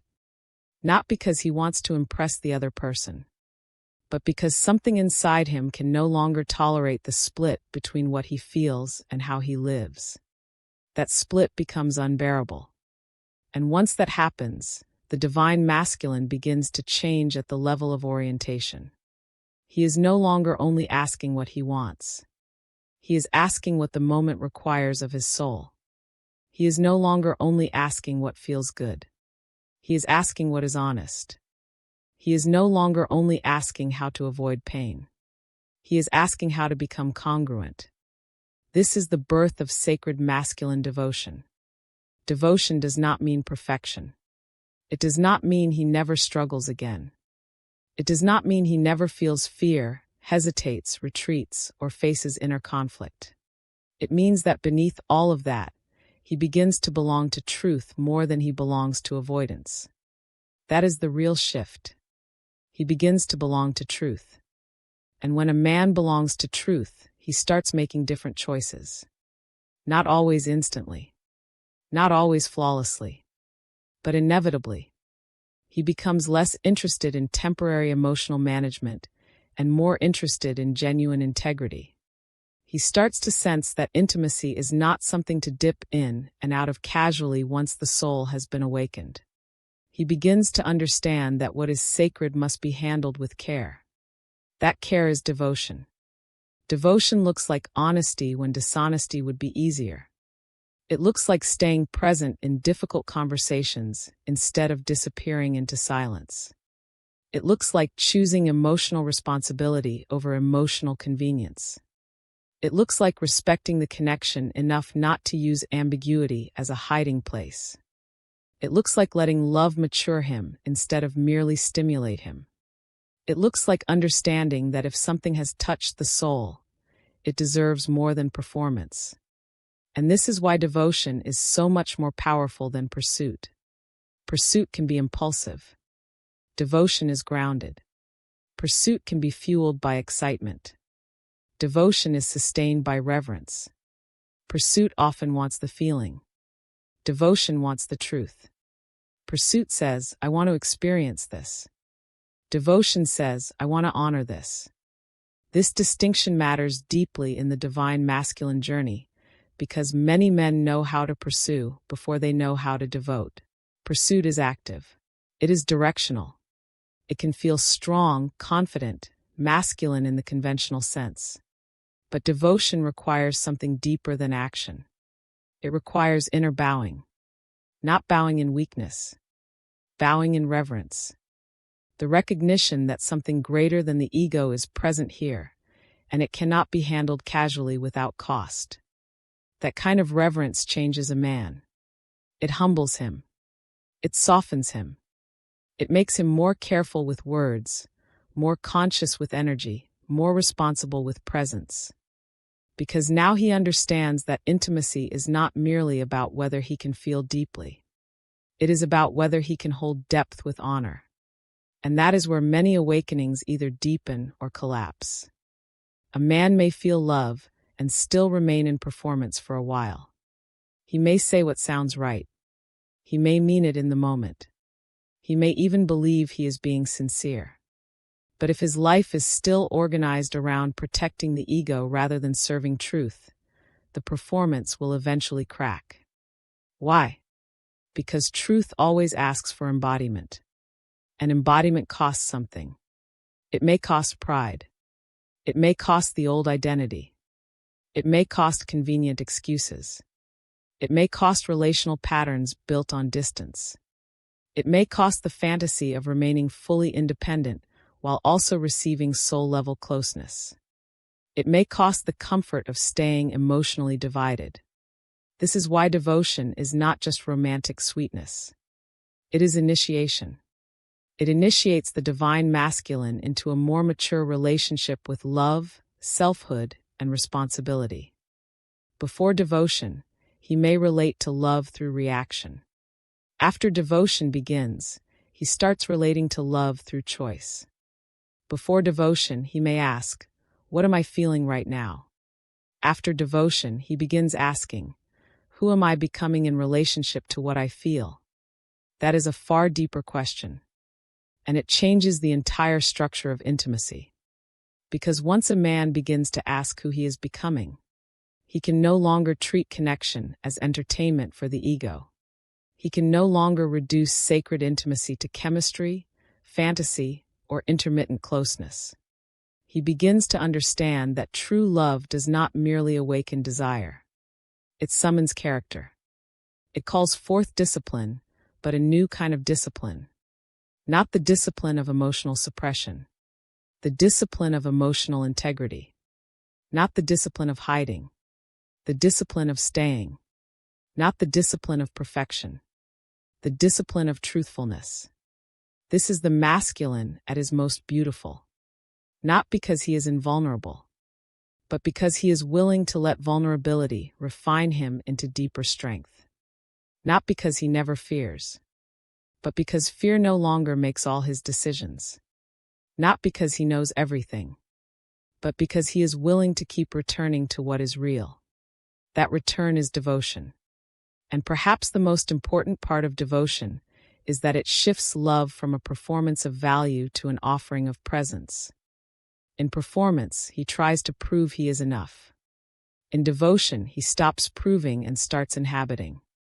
In performance, he seeks to be impressive. In devotion, he seeks to be true. In performance, the question is, how do I maintain my place? In devotion, the question is, how do I honor what has been entrusted to my heart? This is where the divine masculine begins to move out of boyhood patterns and into sacred manhood. Because boyhood often seeks admiration. Sacred manhood seeks integrity. Boyhood wants to be chosen. Sacred manhood chooses consciously. Boyhood may confuse intensity with depth. Sacred manhood learns that depth must be protected through action, honesty, steadiness, and reverence. This does not happen overnight. A man may move in and out of this threshold many times before stabilizing in it. He may glimpse devotion before he fully embodies it. He may feel the call and still resist parts of it. He may know what is true, but still need time to dismantle the habits that made truth difficult to live. But once the call to devotion has been heard, performance becomes increasingly unsatisfying. It no longer feels powerful. It feels exhausting. It feels hollow. It feels like betrayal. Because the soul now knows that something greater is possible. It knows that intimacy was never meant to be reduced to display. It knows that love was never meant to remain an image. It knows that the heart cannot fully awaken only to continue living behind masks. And this is the deeper reason true intimacy calls him into devotion. Because intimacy reveals that love is not just something he receives. It is something he must become responsible enough to carry. Not perfectly, but consciously. Not dramatically, but faithfully. Not performatively, but truly. And when the divine masculine begins to understand this, even in fragments, he starts to move differently. He becomes less interested in being seen as loving and more interested in actually loving with honor. Less interested in appearing strong and more interested in becoming trustworthy. Less interested in emotional theater and more interested in the quiet courage of sustained truth. That is devotion. It is not loud. It is not flashy. It does not need to announce itself constantly. It is felt in the quality of presence, in the steadiness of action, in the alignment between word and soul, in the willingness to remain honest when honesty costs comfort. And once a man tastes that kind of devotion, he begins to understand that it is not a loss of freedom. It is a higher form of freedom. Freedom from image. Freedom from pretense. Freedom from the exhausting labor of performance. Freedom to love without splitting himself in two. Freedom to be fully present in what is sacred. And perhaps that is the great turning point of the divine masculine awakening. He stops asking how to be enough in the eyes of love, and starts asking how to live so truthfully that love no longer has to be performed at all. That is when devotion becomes real. That is when intimacy matures. That is when the soul begins to trust itself. And that is when the divine masculine starts becoming not just a man who feels deeply, but a man who can honor depth with his life. If you want, I can continue with Chapter 10, the final message, intimacy as a sacred doorway, in the same tone and length. Chapter 10, intimacy as a sacred doorway. In the end, deep intimacy was never meant to simply give the divine masculine another emotional experience. It was never meant to be just another romance, another attraction, another connection that briefly stirred his heart and then faded into memory. It was never only about passion, longing, chemistry, or the temporary ecstasy of feeling deeply wanted. All of those things may appear along the way, but they are not the deepest purpose. The deepest purpose is awakening. Because true intimacy is not merely a place where two people meet. It is a sacred doorway where the soul meets itself. And this is the final truth beneath everything we have explored. The divine masculine is not awakened only by pleasure. He is awakened by truth. He is awakened when intimacy reaches the parts of him that have lived too long behind protection. He is awakened when the mask begins to crack and something more honest begins to breathe underneath it. He is awakened when love no longer feels like performance, conquest, or validation, but like remembrance. A remembrance of the man he was before fear became identity. A remembrance of the heart he buried beneath control. A remembrance of the tenderness he once mistook for weakness. A remembrance of the soul that never disappeared, only waited. That is why intimacy can feel so life-changing. Because when it is real, it does not simply comfort the old self. It invites the birth of a new one. Or perhaps more accurately, it invites the return of the truest one.